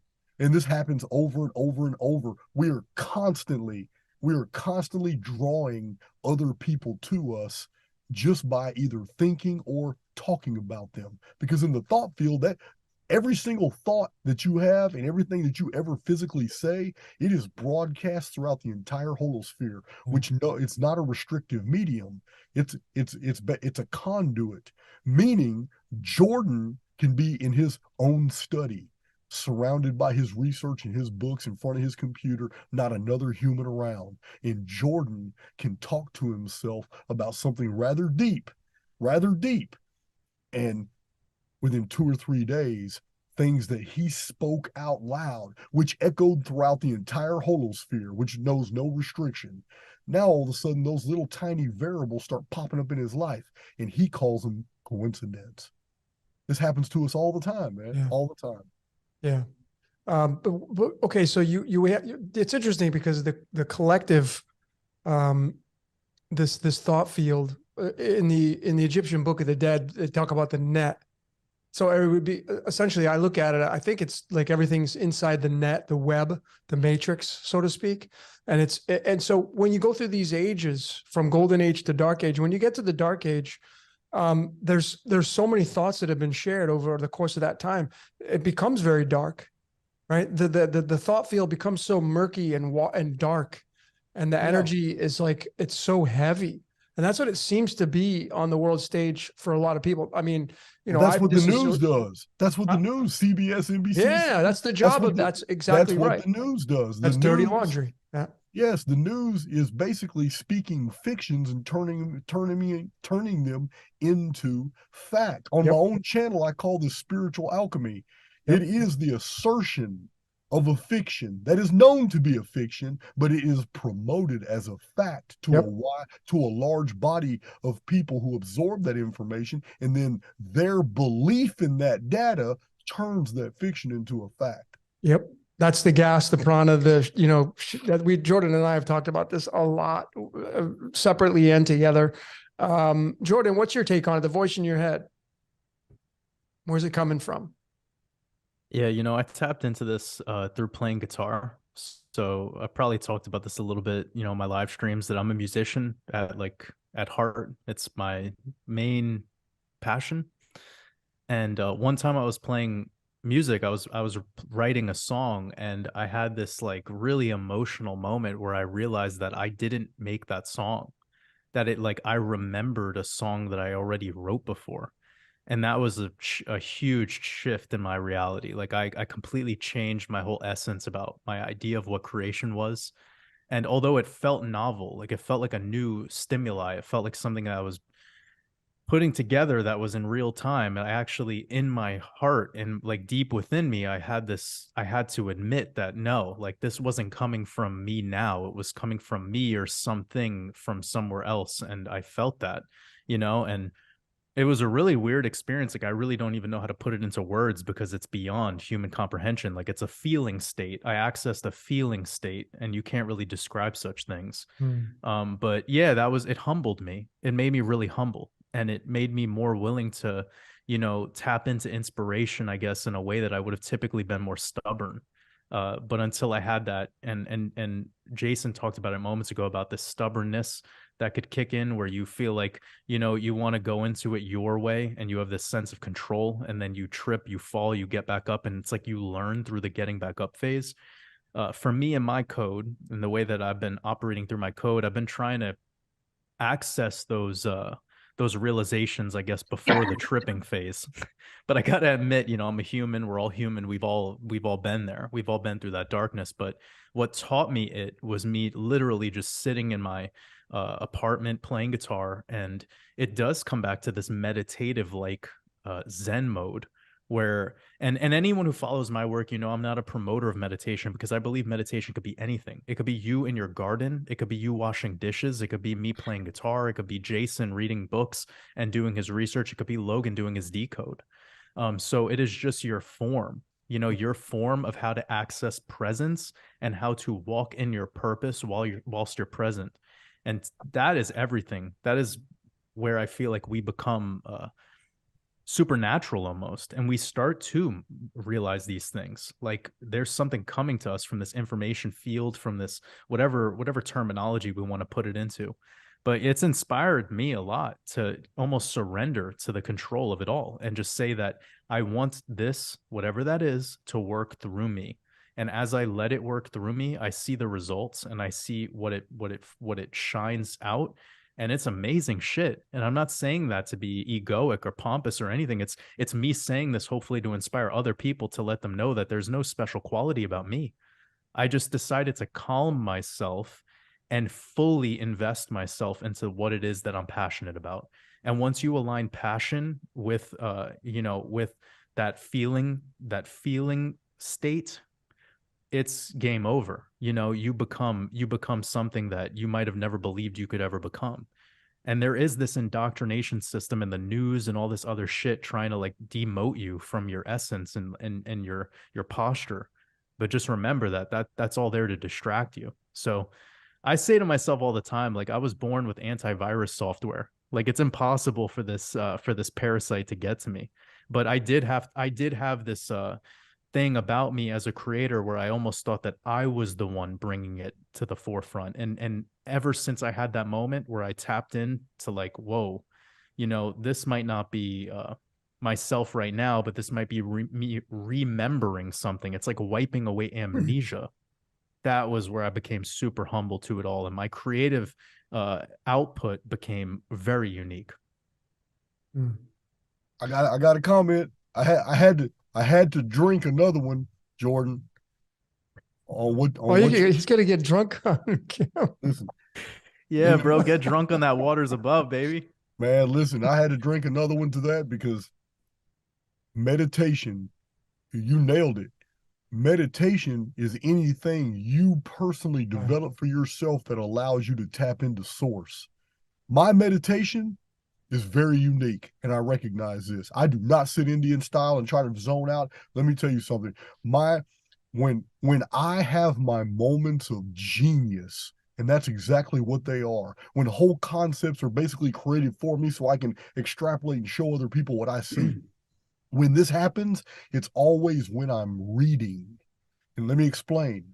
I can be reading one of the most boring books in the world, 1923, Lewis Mumford, Technics and Civilization. I hated that book, but I read the thing. It's like 450 pages, but it was micro print. It was old, and it was basically all the elements to a perfectly working infrastructure. That's what the book is about.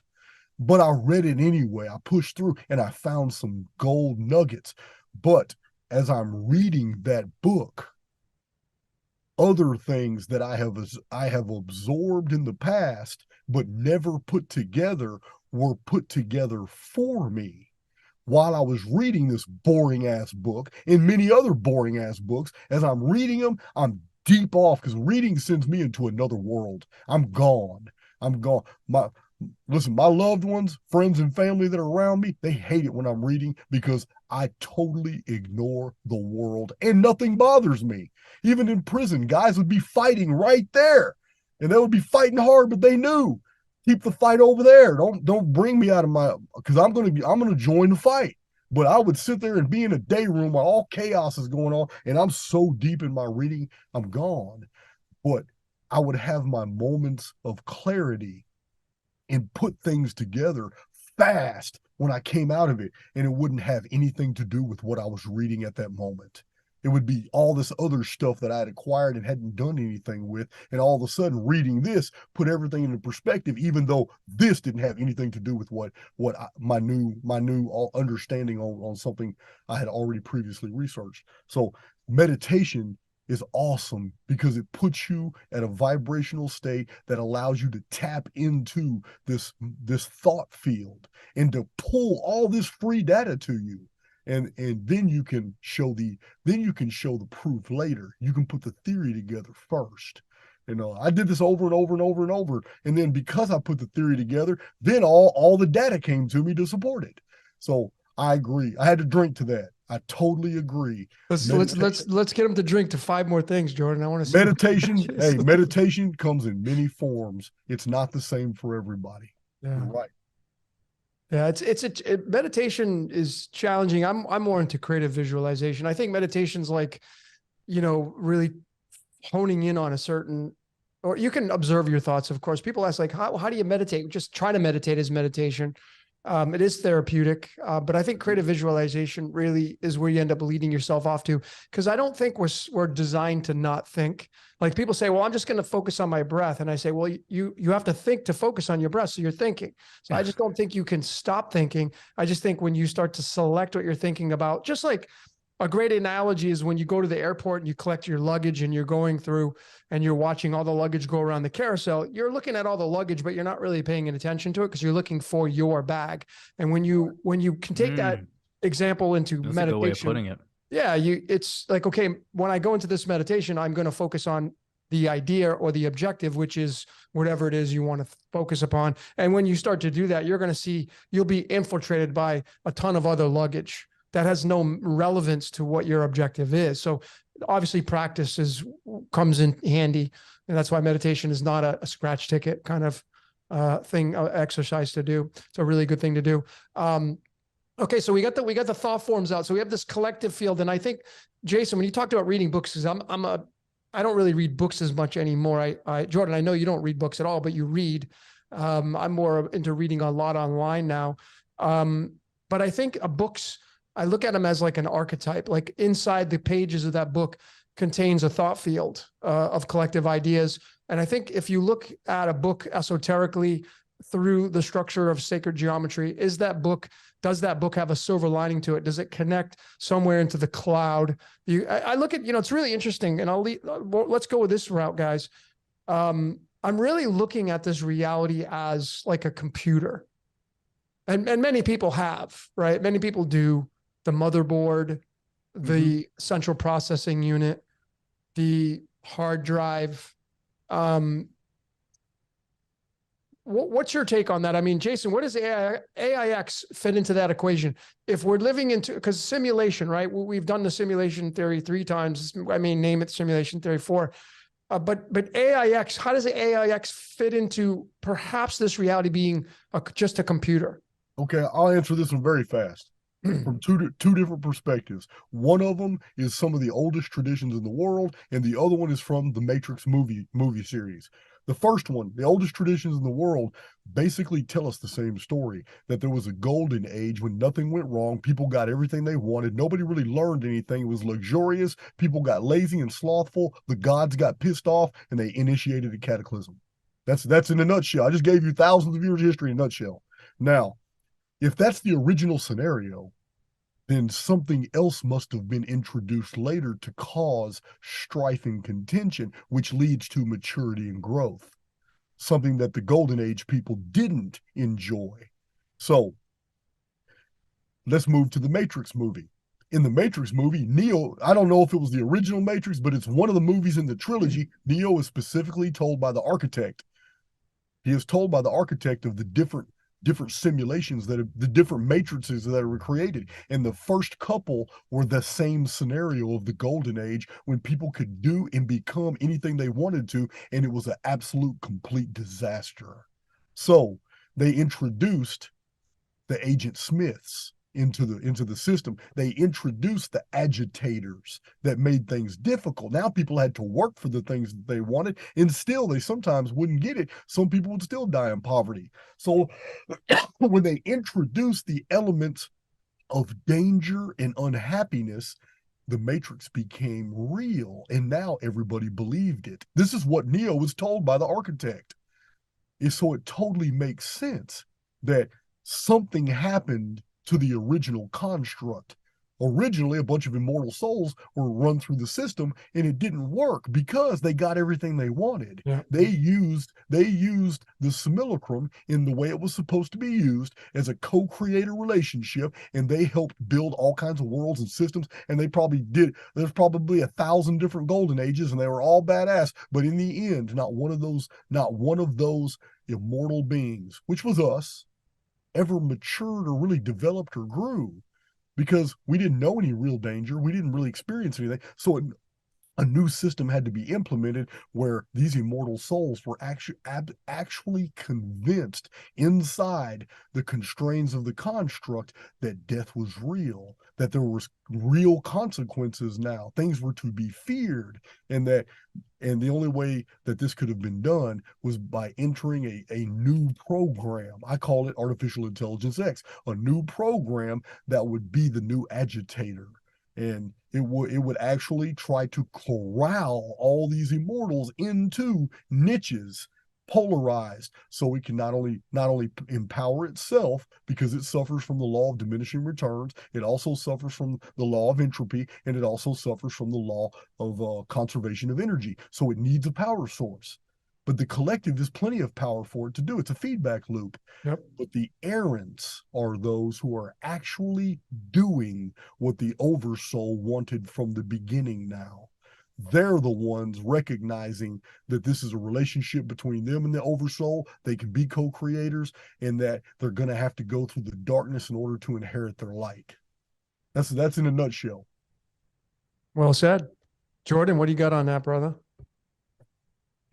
I think the way that and this could be building off of Jason's theory, I look at it like time is the most important element to all of this. And I think that if we were to consider what a golden age would be, it would probably be an age without death. It would be an immortality age. And whether we look at that, actually physically, it's up to debate. But I would venture to say it could be physical, that we just live forever in that golden age. And that is what actually leads to the complacency and the stagnation, if you will. So this is why Saturn is worshipped, because he is the Grim Reaper. He is Father Time. So when you add in that element of time, that's when you give this so-called agitator to the realm. So I look at what Jason's talking about and what the architect is probably putting in as a variable here would just be mortality. It's giving you a timeline of life. And this is my philosophical, run around of what this could possibly be. I think that in the prior iterations of this matrix and the origin, you had no death.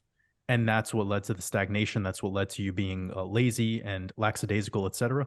And then adding in the element of just you having a death was all it took for you to get your shit together. So now the Grim Reaper walks with you whilst you're here in this fourth dimension, right?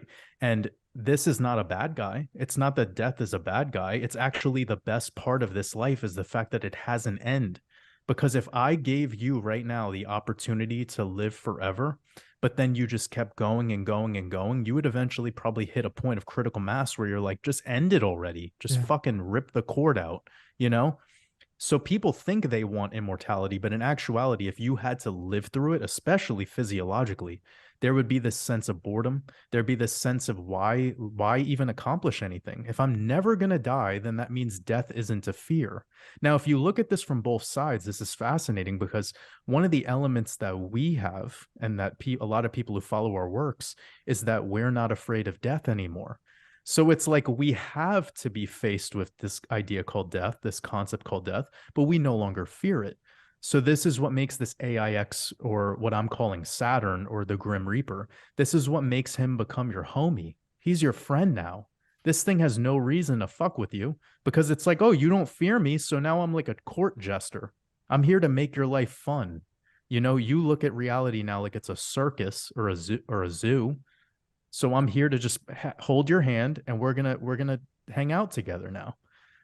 So when you stop fearing this mortality is when you really ascend. That's your ascension. And ultimately we would want death. Like I know people say that they wouldn't, but so anyways, my last thing to say is that I just do feel like the transition out of the first iterations of the Matrix to the current would have just been that one variable is let's go from, you know, we think what would make this the best would be giving them infinite life. And clearly that doesn't work. So let's give them death and see what happens. And it's clear as day to me that the New World Order flaunts this, you know, through Skull and Bones and all their other symbolism. They show you that once you can be playful with this concept of death, well, then you've transcended the so-called soul trap, or the idea that you're trapped here. It's just by being fearless of life is what allows you to live. You know, those are great. Both of you guys had some amazing expressions on that whole topic. Personally, I mean, I look at people, I observe the human being species. I think people really, you know, fear is the dominant, in my opinion, fear is the dominant emotion on the world stage currently right now, because as both of you mentioned, love, you get lazy. You know, like if you just use the example of getting into a relationship, when you first start dating somebody, you'll change outfits 5 times. You'll take forever to get ready. You'll look your best. You know, it's exciting. It's the honeymoon stage. And over time, that doesn't take place anymore. You will start to abolish those practices that you once did for the majority of people. And then, you know, give it a few years, you move in together. You know, you're not concerned about the way you look in the morning when you wake up. You don't care if you have bad breath. You definitely wouldn't go on a date having bad breath when you're just starting out dating somebody. You'll make sure that you avoid those because it's about looking good. So once you start to get rid of that and you become more comfortable, as both of you mentioned, you become very lazy. And when you say, I love you to your partner, it doesn't have the same meaning as when you first said it. When you all of you that are in relationships, when you first say, I love you for the very first time, is it the same? Does it have the same value and meaning 2-3 years down the line when you're walking out the door and you say, I love you, see you later? Probably not. And this is the whole concept of the agitator. And what propels us to create if you've moved past the complainer aspect? Well, fear, right? Not having enough. How am I going to pay my bills? Got to go out there and earn the bucks to create some energy to buy your items and to pay your way through life. And this whole love and fear thing, I think really those are the two emotions. Personally, I think that's what feeds this battery, which I think Earth is. I think Earth is a battery. You know, in your body, you have these cells and they give off energy as they create death and regeneration through apoptosis. That's what the cells do. A lot of them are self-suicide. And the cells, when they die, they create energy, which is called ATP. And I think that's a fractal down. I think that's what human beings do on this playing field is when we live, we create energy. When we die, we give off energy, and it's a never-ending cycle. And I think that's what life is. But I think Jason brought up the point, the good point here. You know, the golden age, people get lazy, then you create the agitator, essentially the boogeyman, the devil out to get you, which is time, which is the basis of Chronos and these concepts through astrology and Saturn and all that. And Jordan, you brought up the great point of Saturn. You make it your best friend. I read somewhere once where someone said, and this was discussing Yaldabaoth, right? Which I think is Allah. And it could be the moon, but once you make it your friend, it leaves you alone. Meaning, and I really took to heart on that. I want to get your guys' opinion on that. Like, Jordan, I know you touched on this already, but once you stop complaining and blaming, do you think that's kind of a requisite to finally level up and check that off the box, and you get perhaps what's called the DNA upgrade, and you become much more of a, an errant, as you say, Jason? What's your take on that? When you stop blaming and you just kind of make it your friend rather than your enemy? Oh yeah, I've talked about this a few times on my channel. It's once you regard reality itself, because most people they don't buy into the concept that a very few atheists really exist. They don't buy into the concept that this world is not a construct of something. They just package it in their own unique ways, based off culture and experience and opinion. But once you regard reality as personable and that it is your friend, it becomes your friend. It's just to say the opposite is true. In any endeavor in your life, if you think opposition exists, then reality will reciprocate to make sure that you're not being a liar and that it will knit for you opposition to whatever you're trying to accomplish. It's going to let you write your own code. So the best way to move forward in life and whatever you want to do is to start regarding reality not as an agitator, not as something that is working against you, which is very easy to do and which is most people do.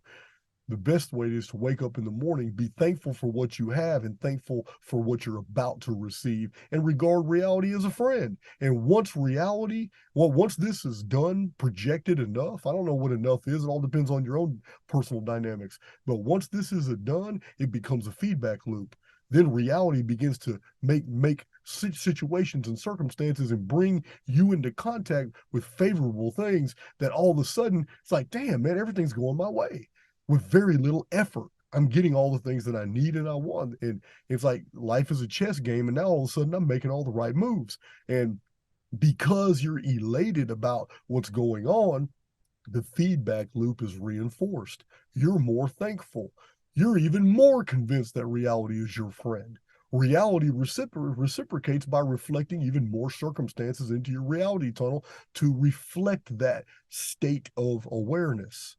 That relationship depends on you. You have to initiate that. But once you do, the feedback loop is created, and then it's empowered the more you're grateful for the relationship. Yeah, well, so I love those analogies, man. My mind was just going off. Jordan, what's your take on that? Yeah, no, that's really my mode. Like, my mode is to go about every day burning as least amount of calories as possible. So I just store and utilize my calories for my creations, and anything that starts to agitate me or get under my skin or bother me, I realize those things are my greatest teachers. All the things that offend me, all the things that bother me, all the things that I think are my so-called enemy are actually there to teach me. And I've accepted such a thing. And now I see the opportunity in all the stuff that I used to project outwardly as a fear. So all of the circumstances that seem like problems or mistakes or mishaps or traumas or whatever labeling system you want to use for those are my greatest choices. Those are my greatest, opportunities to mine consciousness from those events. So I definitely agree, man. Like, I wake up every day in my life and I try to walk in grace. And I think that's what Jason was talking about before. Like, there's this element of gratitude. There's this element of like seeing that there's something good, even though if you want to have a feeling of negativity because it feels bad or it feels like it's not going your way or this or that, that's actually an opportunity for you to just accept it as part of this experience. And if you could look at it in the eye and know that it can't harm you, if no weapon could be formed against you, as they say, then it's just a tool for you to utilize. So it's up to you to make that choice. So of course the fear programming, this indoctrination, is keeping you in this level where you feel like everything outside of you is much bigger and much more powerful than you are. But in actuality, you in the present moment are the only powerful thing. I was actually making a little bit of a joke about this earlier. I was on a group coaching call with some of my clients, and I was talking about how I was in my kitchen, or I was sitting in the living room looking at my kitchen, and I saw the frying pan there. And I'm like, well, when we talk about purpose and the purpose of life and what is the purpose of this or what is the purpose of that, it's like that frying pan over there has no purpose without me. It's like that frying pan only exists for me to use it. Yeah. And it sounds ridiculous. It sounds absolutely stupid, but in actuality, it's like it is only, yeah. And I've started to look at my reality like this on a daily basis. I'm like, everything here is an instrument for my success. And now I'm speaking from the metaphysical side of it. I'm speaking from the abundant mindset side of it. Every single problem, harmful thing, mishap, it's perfect. And my overall philosophy that I've been coming to lately is that there is no evil. There is no negativity. There is no problem. There is no issues. Like, it is all perfect. It's all happening perfectly. Everything that you think is evil or formed against you or negative, it will become that. So if you want to walk around like that's your reality, then that's the reality you will be saturated in. And I've made a conscious decision that I'm not going to go on that pathway, because every time I exercise what I just said, how to be grateful, even if it seems problematic, or be grateful if it seems like it's negative, I get immense rewards. It seems like it's the easiest way to live. Like, things just show up for me. Things are just happening for me. So there's this effortlessness to flow state, and you could only access flow state by being in flow. And every time you have judgment, or you have this resentment built up, or you feel like this thing is your enemy, or it's a problem, or an agent, or whatever, like, I'll sign off on this. You remember the Matrix movie? In the third movie, the moment where Neo defeats Agent Smith is the moment he stops fighting him. Yeah. He just says it's inevitable. He looks at Agent Smith and he says it's inevitable, and he stops fighting him, and Agent Smith can't believe it, and he fucking explodes. So you need to stop fighting your shadow self. Like, your shadow self is there to actually promote your well-being. It's there to teach you lessons. You've just been going your whole life thinking that these problems are bad, or that this evil thing is negative. But it's always an opportunity for you to mind consciousness from it, and to be grateful and forgive. So there's no more profound technology that exists beyond belief than forgiveness and gratitude. Gratitude's where it's at, man. I say that's kind of the ultimate. I think it's higher than love and fear. I think gratitude is really the ultimate feeling or experience people should get into. Great content, both of you, on that. The agitation was a big thing, because Jordan and you and I have talked about this. I think, Jason, you and I have even talked about it on our simulation theories, is that, ladies and gentlemen, if you're going to go around and you're going to focus on the dirty laundry, the news, which is seemingly is the agitation that we've been talking about, you'll become part of the agitation. You'll join the agitation family. And when you do that, you enforce the agitation, which has a job to do. The dirty laundry, the news, all the things you think that are evil and bad, it's an art. These are archetypes. They have jobs to do. But if you want to go work for that team, because you talk about it with your neighbors and your friends, and you blame, and it's them and it's they and it's their fault, you become part of the agitation, and then your life becomes agitated, and then you get on, anxiety and depression and stress, and your life no longer becomes blissful, and then you become a complainer instead of a creator. So I think one of the requisites, I think all three of us here can agree upon, Jason, you might want to do another shot with this one here, is that, if you want to really become that errant, as you say, if you want to become that individualistic and level up and have a DNA upgrade, it's getting rid of the agitation in your life, which means you got to disassociate yourself from these constructs that are in this mainframe for a reason. It serves a purpose, but again, you got to choose that through, what we call free will, and be that, I like to call it, be that anomaly. an errant anomaly, et cetera, whatever you want to call it. So anyways, anything else you guys want to talk about that we've been going for a while? I know some of you can say, oh, that's it. You guys should keep talking, but I know Jordan, you're on a tight schedule and I'm not sure what Jason's time frame is. Yeah, I want to call to your attention, since we mentioned the Matrix, I think we owe a little credit to mentioning the origin of the entire concept for the Matrix movies. They stemmed from books that were written by Philip K. Dick. And this is a man that everybody needs to know about. I'm thinking about doing a video or two introducing my anybody who doesn't know about him. I don't know. I haven't even started the video. It's just something I was thinking about, because Philip K. Dick in the 1970s had an experience and then wrote a book that basically exploded forth and even baffled the scientific establishment, because how intricately he describes our reality as being almost like a computerized matrix. And this was before computers were even in the nomenclature. This was before computers really even existed for the average human. The only computers around were like the Cray computers of government high-rise buildings and stuff. Philip K. Dick then went on to write movies that you've seen, like The Adjustment Bureau. Yep. And different movie. Every movie is the same. Minority Report.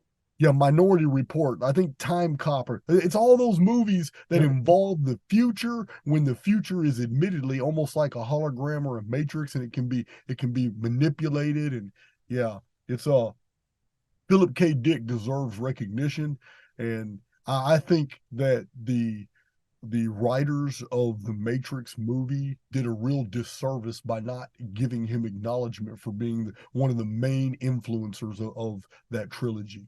I don't even know if from what I've watched, I've heard, I think there's a guy named Tom Outhouse, who claims he was the original screenplay writer of The Matrix.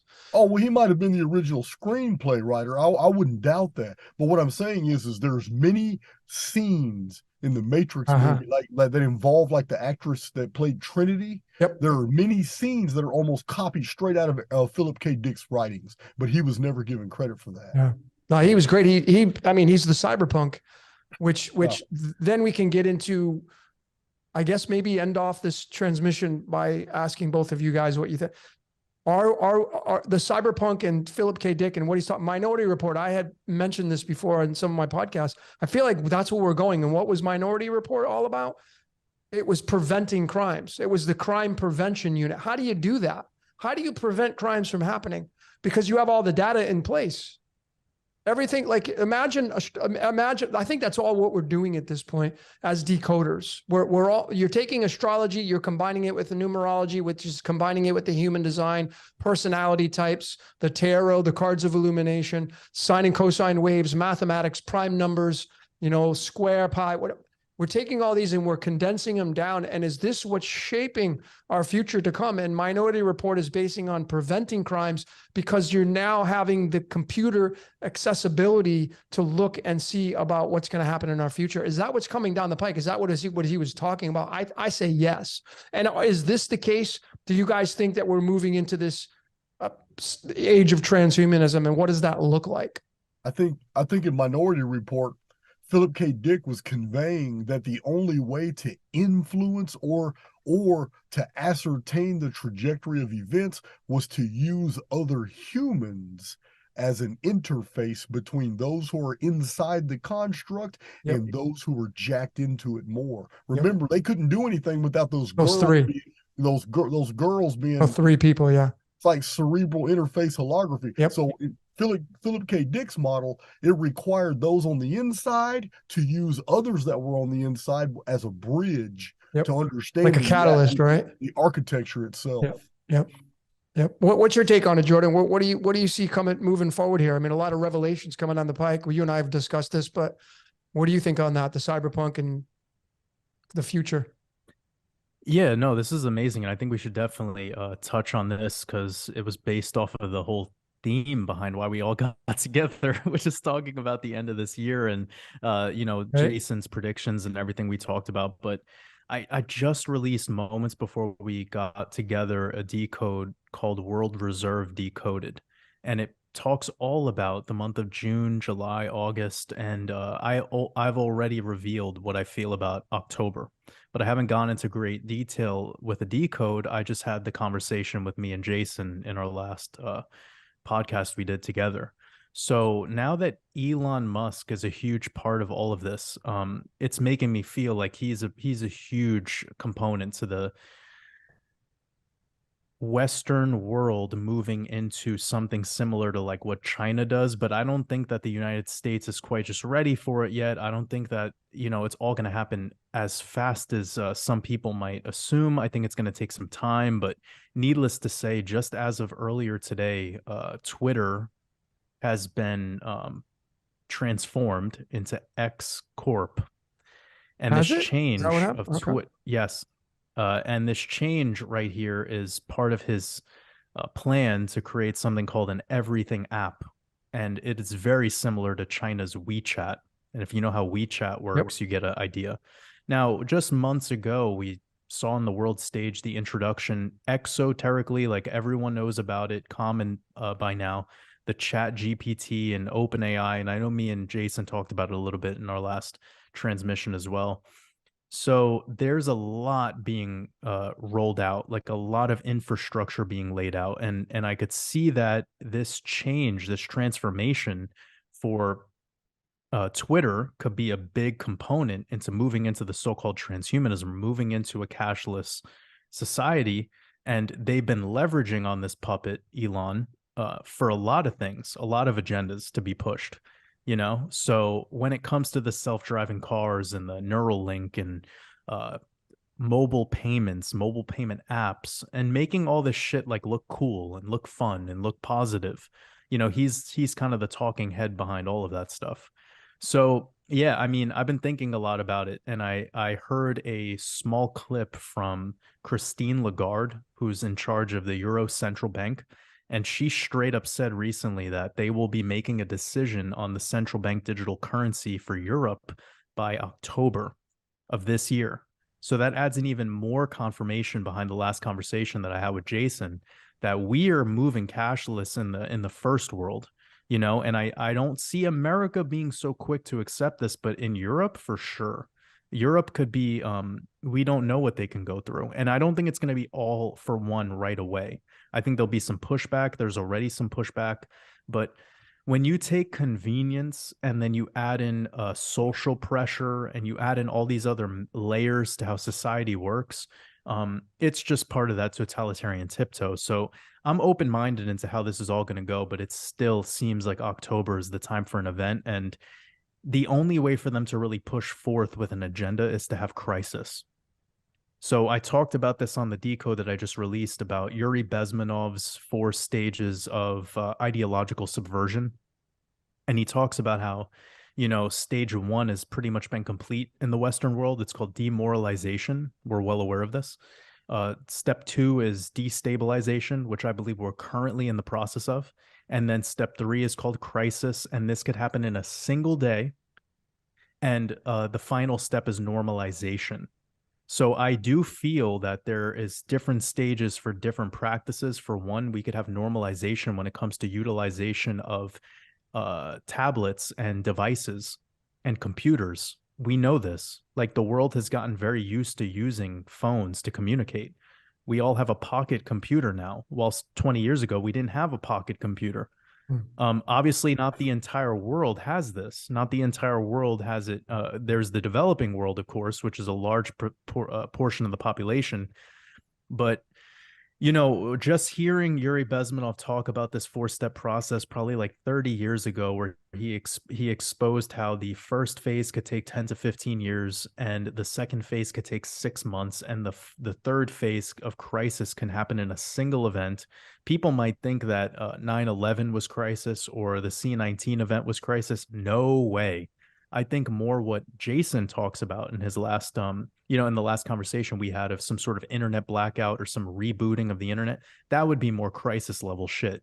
So maybe I'll hand this back over to Jason to hear his thoughts on, I think for the listeners who have no idea about what happens in October based in Jason's theories, it might be good for him to share some of just the brief summary of what he sees. Okay. Two videos. Two videos of mine. The first one, I was just going into detail about the Phi and Pi relationships, the Phoenix programming relationships that I found at different historical events where, like in 1941, 1859, the Carrington event, major blackouts, then 1971, 73. I found these mathematical relationships that were all connected to September of 2023. And I show this in the video and I explain, I said, look, this right here is pretty compelling, because if something is going to be true, it can always be seen from multiple different mathematical perspectives. So in one video, I'm explaining, look at all these relationships here, all these historical events they're mathematically connected to an event in September of 2023. So and they're all related to the collapse of a computer infrastructure. Some of the connecting events was the very first time a computer was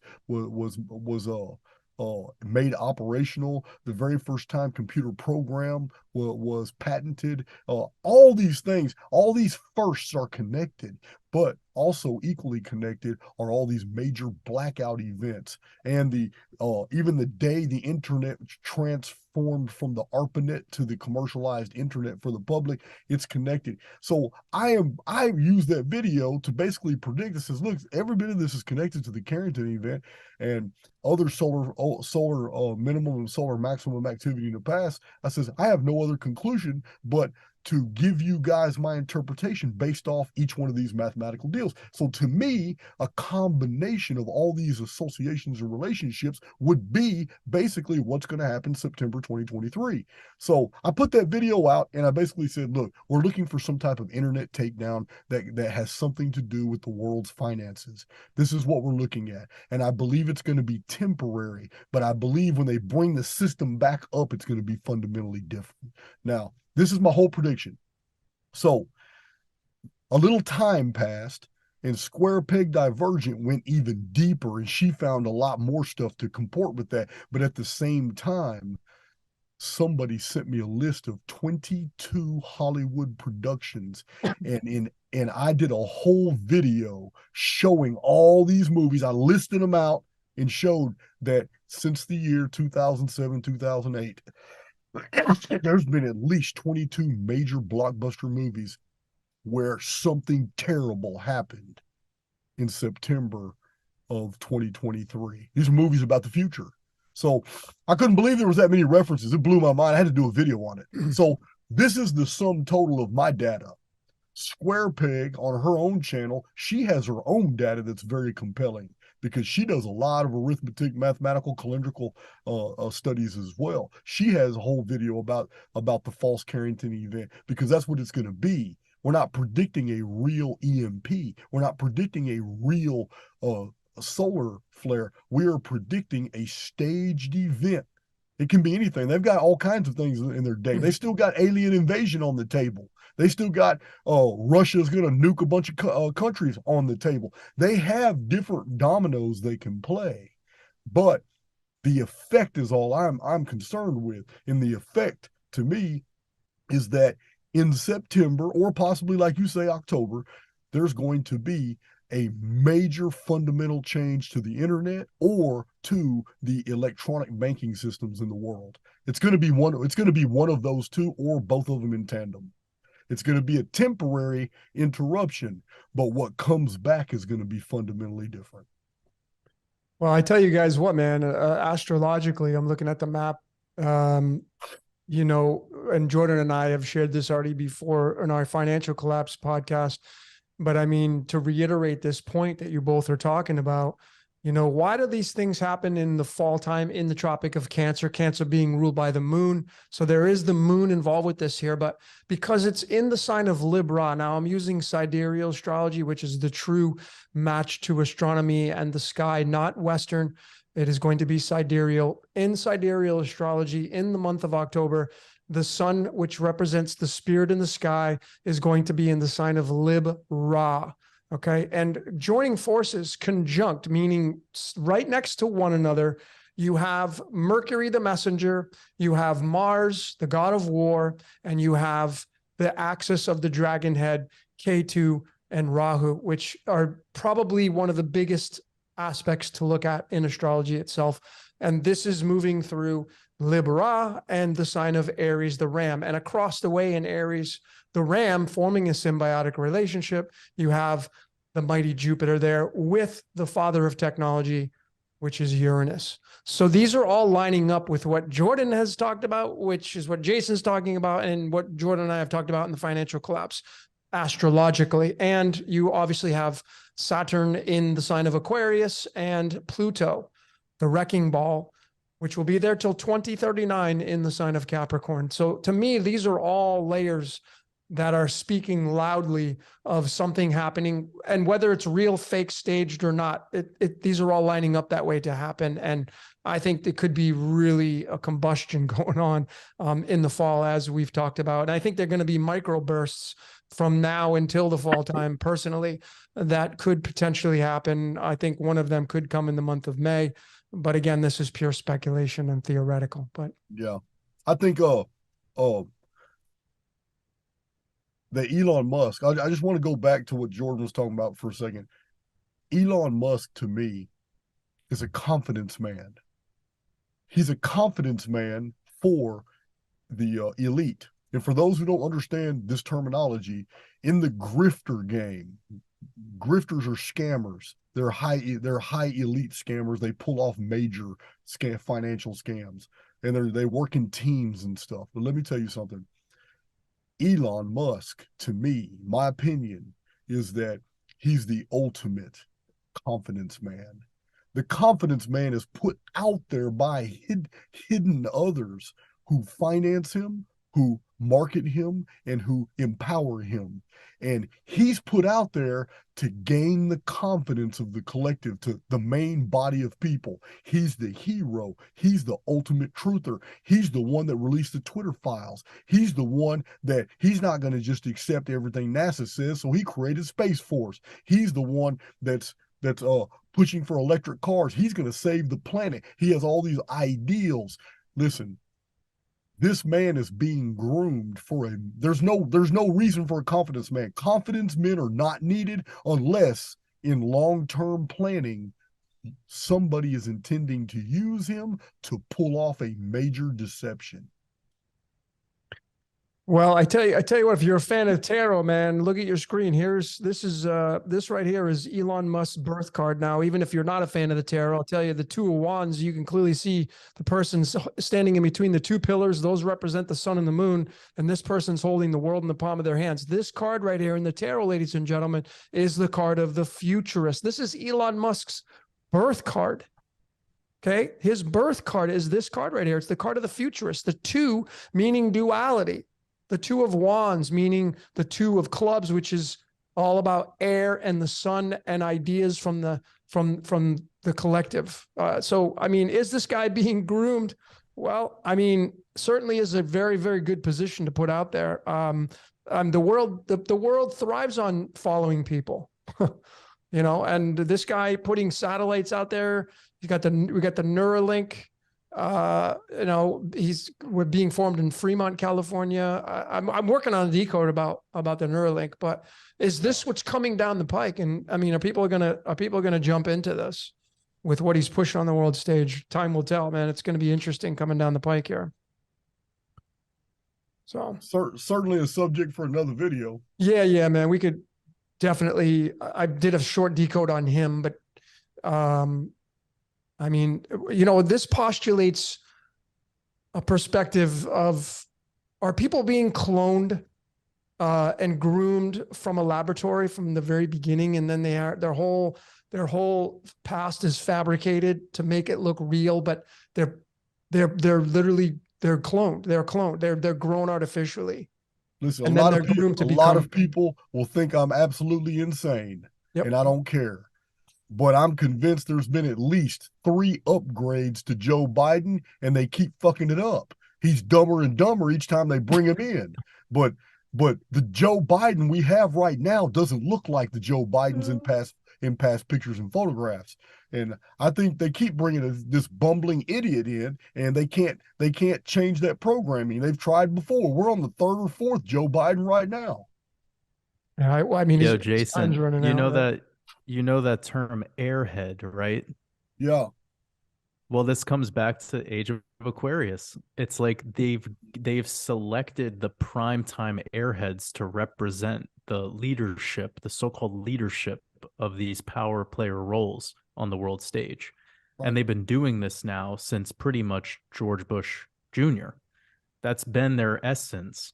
This is why, like, when we had Trump in position, you can see the similarities between prime minister of, certain nations. Like, I mean, it was across the board. You have this similar essence and vibe. And I kind of look at this now as a huge push into the globalist agenda. And I've talked about this a little bit in my work, how they want you to feel like the current structure that we call government is failed. It's corrupt. It doesn't work. And this is the perfect environment for them to usher in a globalist agenda, something like the United Nations being your global court system, your global governing body.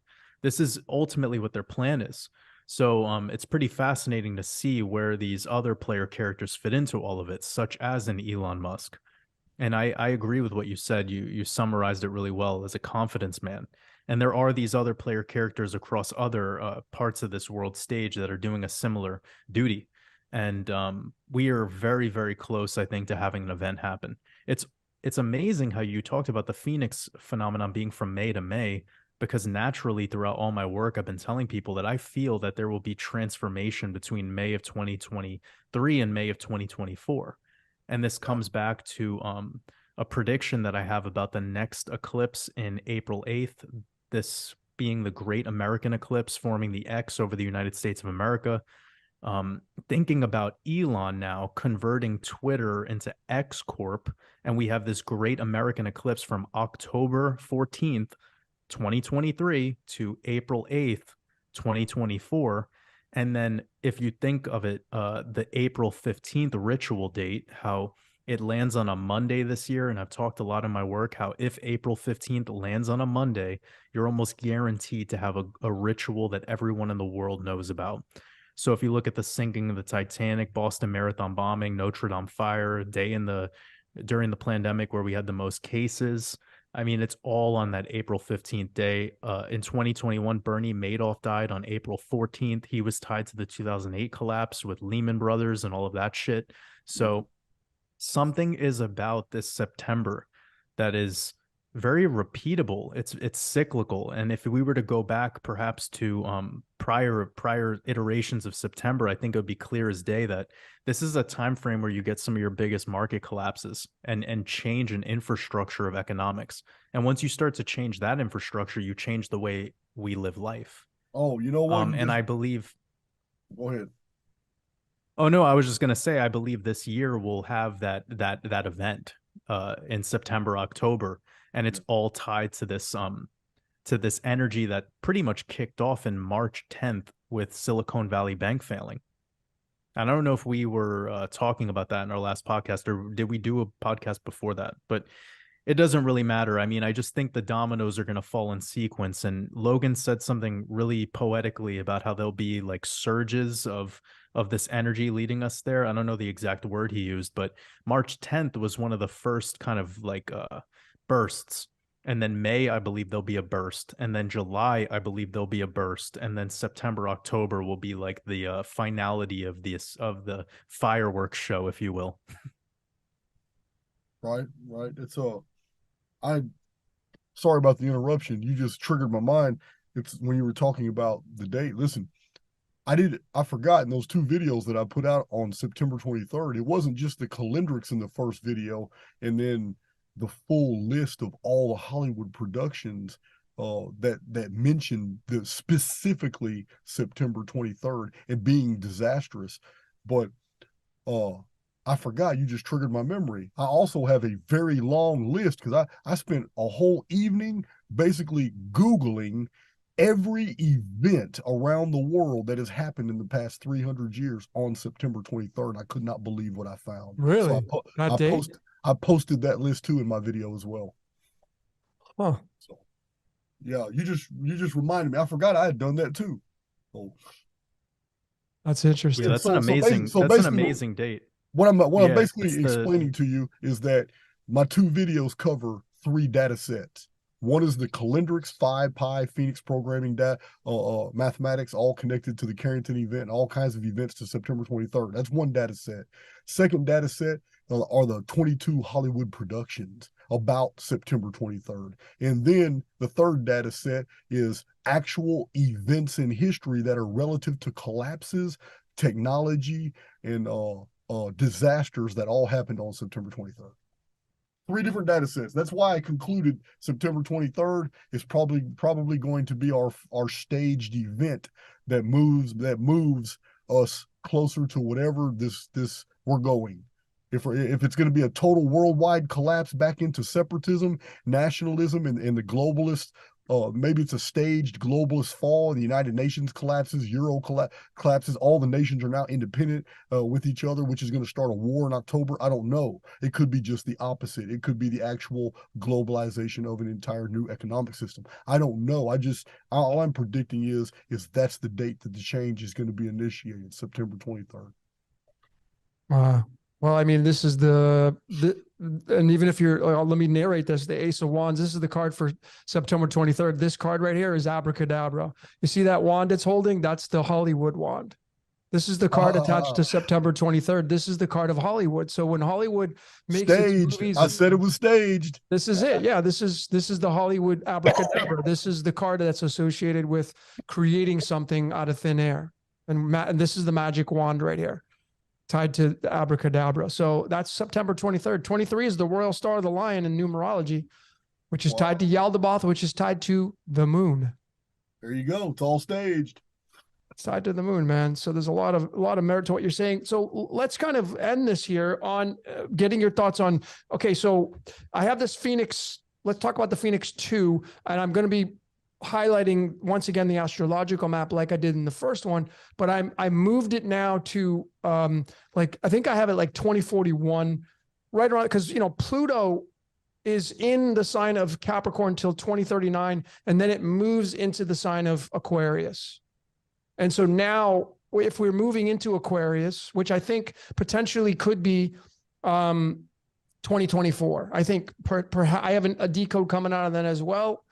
Aquarius decoded, the age of Aquarius. Could it be that, because if you synchronize all these astrological charts, Chinese with the sidereal, with numbers and stuff, you're going to see that on a certain day, March, which is Pi Day of all days, March 14th, you're going to have the sun at 1 degree in Aquarius. And Aquarius is, of course, the sign of the dog. And across the way is the sign of the dragon, which is tied to the sun.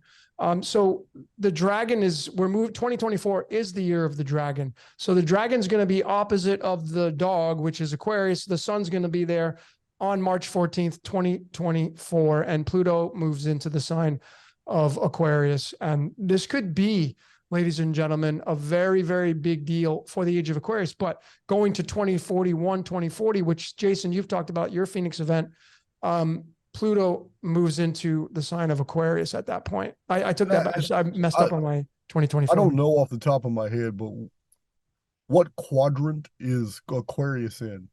Well, it's the 11th house, technically. So if it's in the 11th house, it's because you got the 4 quadrants: the lion, the bull. Yeah, that's the 4 fixed signs. That's Matthew, Mark, Luke, and John. It's lion, the bull, the eagle, and something else. Yeah, the ox, lion, eagle, man. So Aquarius represents the man, which represents the dog in Chinese, and in the Gospels, it's the Gospel of Matthew, and Matthew's the tax collector. So it's time to pay up. Time to pay the price. Time to pay up, baby. I mean, that's your taxes are going to be collected. So there's going to be a lot of movement. I mean, I don't know, man. Is there going to be a clearing of the board? Maybe. I mean, when's this going to happen? Well, astrologically, I mean, 241 is the 53rd prime number. 53 is just, it's iodine. It's I am that I am. I mean, this could be the clearing of the board in 2041. I published in a book, I published Mario Reading, French scholar, his translations of Nostradamus' quatrains concerning the date index that he discovered.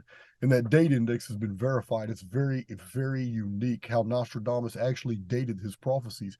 It's a very recent discovery. There's a whole book published about it. And what he says about the year 2040 Anno Domini is awesome. It's all Phoenix related. It's all the sun going dark as black, the moon turning red, rocks falling from the sky, the new city of apples being drowned out in the new empire, which would have been the Americas at that time of Nostradamus. So it's really interesting, but for the year 2041 all the way to 2045, Nostradamus paints a very specific picture that the new empire across the Atlantic is going to be emptying out as migrations are going over Europe back toward the Mediterranean before 2046. It's like all these people in the West are now going back to lands, trying to get closer and closer to the Great Pyramid region during that window between the two cataclysms. That's interesting because Jordan, you can chime in on this. We talked about this. I had found that if you overlay a map of the United States and Egypt, you'll see that the Mississippi River running through St. Louis is actually Memphis and Luxor and those areas. And that Cairo, Egypt, and all this, these are all just St. Louis, and that's why you have the arch there. And then Jordan said, well, yeah, but I've been saying that America is the new Garden of Eden. Is that going to end? Is the United States reign going to end? And then this migration that Nostradamus and what you're saying here. Lord Bacon wrote a book called New Atlantis, and this is what it's about. I mean, America was the new Atlantis. But the whole theme to Atlantis was it would become great, rule the whole world, be unmatched, but it would fall to corruption. And then in the last days of corruption, it would sink into the sea. But many people migrated by ship and fleets, and they got away. The Atlanteans did not end. They became somebody else, but Atlantis was destroyed. So it looks like North America is going to have a mass migration to Europe and the Mediterranean in the time between 2040 and 2046. Interesting timelines to consider, ladies and gentlemen. Jordan, what do you got on that, brother? I mean, this is where Jordan, your work meshed up with mine. I have yet to release that. I have released it, but I mean, the new United States, the new Garden of Eden and all that stuff. Yeah, I mean, there's so many things that you both just went through. Wow, amazing. This is probably one of the best podcasts ever. Like when it comes to the amount of value that we jam-packed into only a couple hours. But yeah, I mean, I've been looking at America as the Garden of Eden since the last cataclysm, and I believe it will maintain its position and posture as the leader until the next cataclysm or, apocalyptic event. So it is what it is. And as I've studied the past, I see that it just moves position accordingly. And one thing to bring up to both of you is I was really, really intrigued by Turkmenistan and a city called Ashgabat. And I believe I spoke with you about it, Logan, several times. But when I investigated further into the city, it's clear as day that this is a part of the world that is being designed or put into, let's just say it's being built for a noble or royal. I mean, I don't even really know how to say it because it's such a wild concept, but it's showing me how there's a preparation phase for where the elite will go after they're underground. So I believe they do go below ground for a phase of time. And then when they resurface, they have a place they occupy. And perhaps it's part of their preparation phase to lay out some of that infrastructure before this moment happens. And it's because they can calculate where the cataclysm is going to hit, how it will affect certain parts of the realm, etc. And when I look at this place in Turkmenistan, Ashgabat, it's clear that there is a very big discrepancy between the population they have, the GDP they have. I mean, when you start adding up all the metrics of what you're seeing in the aesthetic of this city, I mean, it just doesn't match up. Like you're looking at third world statistics, but the outline and the layout of this place is so futuristic. It looks like it's out of a Hollywood movie with CGI. and there's all these Solomon stars everywhere, and it's just really a lot of sacred geometry. It's profound. So I started looking around that surrounding area to other parts that are involved in this geographical location, and it seems to be that they are building a future uh, blueprint of lands that might not be affected by the incoming cataclysm. And I'm going to make an assumption that it's that part of the world. And then another part of the assumption I'm making is it's kind of making sense to me right now why they're ritualizing Ukraine. They're doing it on purpose. It's to literally move people out of those lands to get them ready for building and construction of infrastructure that'll be very similar to Ashgabat. So for all we know, that Turkmenistan area, that area of the world with Kazakhstan, Afghanistan, Kyrgyzstan, etc., it might be the new Garden of Eden. I know this is like wild for me to expose right now because this is like 20, 30, 40 years down the pike, but like it could very well just be. And I don't think the New World Order or the Apex Predator hides anything. They show us exactly what they're doing. It's all compartmentalized, but that particular place illuminated me to how this could all go. I do think the global elite network are very well aware of how the cataclysm is going to go down. They have instrumentation to determine the exact time it will happen, where it will affect, how it will affect certain geographical locations. But that place really opened up my eyes. So, yeah, I mean, we're watching this all unfold right now. And when we think about the timeline with Jason's work and what you've just shared about the astrology placements, I mean, we're pretty damn close, but we currently have something to look at, which could be like this futuristic, new world. Well, like you said, man, not fearing death is, I mean, if a cataclysm comes and wipes us out from a plasma event or whatever, however it looks, if you're one of the ones to make it out in the end, great. If not, well, then you may just come back and change characters and try a different meat suit out. Who knows if that's the way this whole thing works. Hey, I would be interested to know the altitude of that city you're talking about. That might have everything to do with why they're building there. Yeah, you're going to want to check out Ashgabat. Like, if I were you, I would investigate that city further. There's so many gems there. Like, even just looking at Google Maps and going to Ashgabat and then looking at the picture submissions from normal people, you're going to see some high-level technologies there. Like what people think are just buildings, but they're actually, it's tech. It's highly sophisticated tech that is feeding off of the ether, and it's obvious to me. Well, like this city it may be just the upper infrastructure to a whole underground facilities that we don't know about. Absolutely.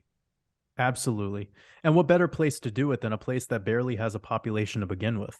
You want to go to a place where, and I when I think about the Civil War and when I think about the 2 world wars that we had, and I really started to investigate them further and started to see where Zionism and Bolshevism and Marxism and all of these globalist kind of like the tenets of globalism, like where they're systemic of, it's starting to make so much sense that this would be part of their planning. This would be part of their protocol.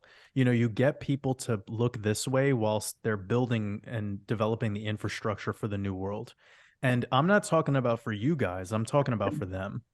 They could give a shit where you are, and that's up to you and your discernment, your intuition of where you think is a safe place for you to be. And I think we all tap into that through an earlier concept we talked about, which is that information field. Comes back to our intuition, where we feel best. I know for me, like around that C19 event, I was living in Australia, in Melbourne, actually, right before it kicked off. And my intuition was telling me that that place is going to be really hardcore when it comes to the shutdowns and how they're going to enforce power and enforce this, essence amongst the people. I didn't see it to be as bad as the place that I was living in, the States. And it was a great call, and the people that were in Mexico at the time, an even better call. I mean, I believe you had a lot more freedoms and mobility, etc. But this is going to kind of be the world that we're moving into, where there's going to be a lot more of a stranglehold on your mobility, on your rights. where you're allowed to go, where you're not allowed to go. I think we all already know about this, though, so it's not to spread fear. But as we inch closer to this year of 2040, if it in fact is going to be a year of a cataclysm, then imagine the shit they're going to try to pull on the world stage as we get closer to that. Just imagine. I mean, it's only going to be more and more ramped up. I agree. I talk about that a lot on my channel, but also what you're describing to me is this is something that I've discussed many times on my channel. The elite are always going to want to have underground repositories of manufacturing districts and all kinds of infrastructure already there. And they'll need places to come up from, like these little cities and stuff. In ancient times, this has been religiousized, but really they were just called the Edens. These were walled enclosures of the elite, and they were seen by the locals as paradises after cataclysms because they had lost everything. But these people who operated these Edens, the Anuna, they had come from the deep. They had come down, they had ascended from the mountains. Later on in Babylonian theocracy, they had changed that to they had descended from the heavens, but that's not the original Sumerian text. The original text is they came down, they descended from the mountains, and sometimes they crossed the sea in fleets. They had passed over the surface of the deep. This is why they were sometimes regarded as half fish, half man. They were always shown with beards and human faces. But this city you're describing to me would be basically the top part of a huge layering of preparation underground, not to survive the deal. That's one use of the facility. The other use is to rapidly take back control from the discombobulated surviving population. Jason, can you just spell out what you called Edens? Yes, it's a E.DINS. It's where Genesis. It's where the Jewish scholars, when they were in their Babylonian captivity, had read about the race of the Adamu, and they had created the pronoun Adam, which wasn't originally, which was not originally in the Babylonian writings. They did that themselves. It might have been a misunderstanding. I don't know, but thousands of references in the cuneiform to Adamu all reference mankind. The Jewish scribes turned it into Adam. In those passages, the Adamu were on the outside of the Edens. This is where they got Eden from, this garden paradise. Yeah, that's what I was hearing when you were talking. It's exactly where it derived from, man. This isn't Jason telling you this. They're like Albert T. Clay over a century ago wrote about this. This was even Zechariah Sitchin had mentioned this scenario, that Adam and Eve isn't a true true pronouns. These were borrowed from the Babylonian Adamu and Kava. So Kava was just the Semitic word for females in a matriarchal culture, and the Anuna were not gods. They were regarded as gods by the Adamu, but in every visual representation that we have of Sumerian artifacts and in friezes and reliefs, in every single one of them, they look absolutely human. They're very tall. They have pale skin, gemstone colored eyes, and they all have beards. This is the distincting qualifying characteristics of the Anuna, because the Adamu could not grow facial hair, and they prided themselves as the black-headed people. So anyway, the Edens were just walled fortresses where the locals knew that's where the candy bars were, that's where the tobacco was, that's where all the good stuff was. But they were bringing that up from underground facilities after a cataclysm. This is the whole story of the Anuna and the Anunnaki. All this other ancient aliens bullshit falls apart under screw. I've got so many videos that take ancient aliens and Zechariah Sitchin material, and I just dissect it till you realize how ridiculous it is. It's all BS. Yeah. The story of the Anunnaki is the story of a civilized infrastructure that went underground, survived a cataclysm, came back up, and rebuilt the world into the civilizations that we know in the ancient world. So they just get it backward. They just, instead of from the bottom, they came from the top. So they just reversed it. Yeah. Well, this is making me think about a couple things. For one, in the Matrix movie where they show you Zion as this underground city, right? There's that one element, but the second element is it's making me think of star forts And there's places where these star forts are they're surrounded in water. It's terraforming, human terraforming. Like it's clearly done by a human intervention. Mm-hmm. So it's making me think a lot. Were those island star forts, do they have an underground infrastructure that goes down deep into the Earth's soil? Because if that's the case, then like, holy fuck, that is the most sophisticated pre-cataclysm preparation you could possibly have, right? Yeah. You have a land that is guarded by waters, and then also it has this kind of geometrical layout wall structure, which makes it so that you can militarize it very effectively. Yeah, you can And then defend it very ultimately it's easily.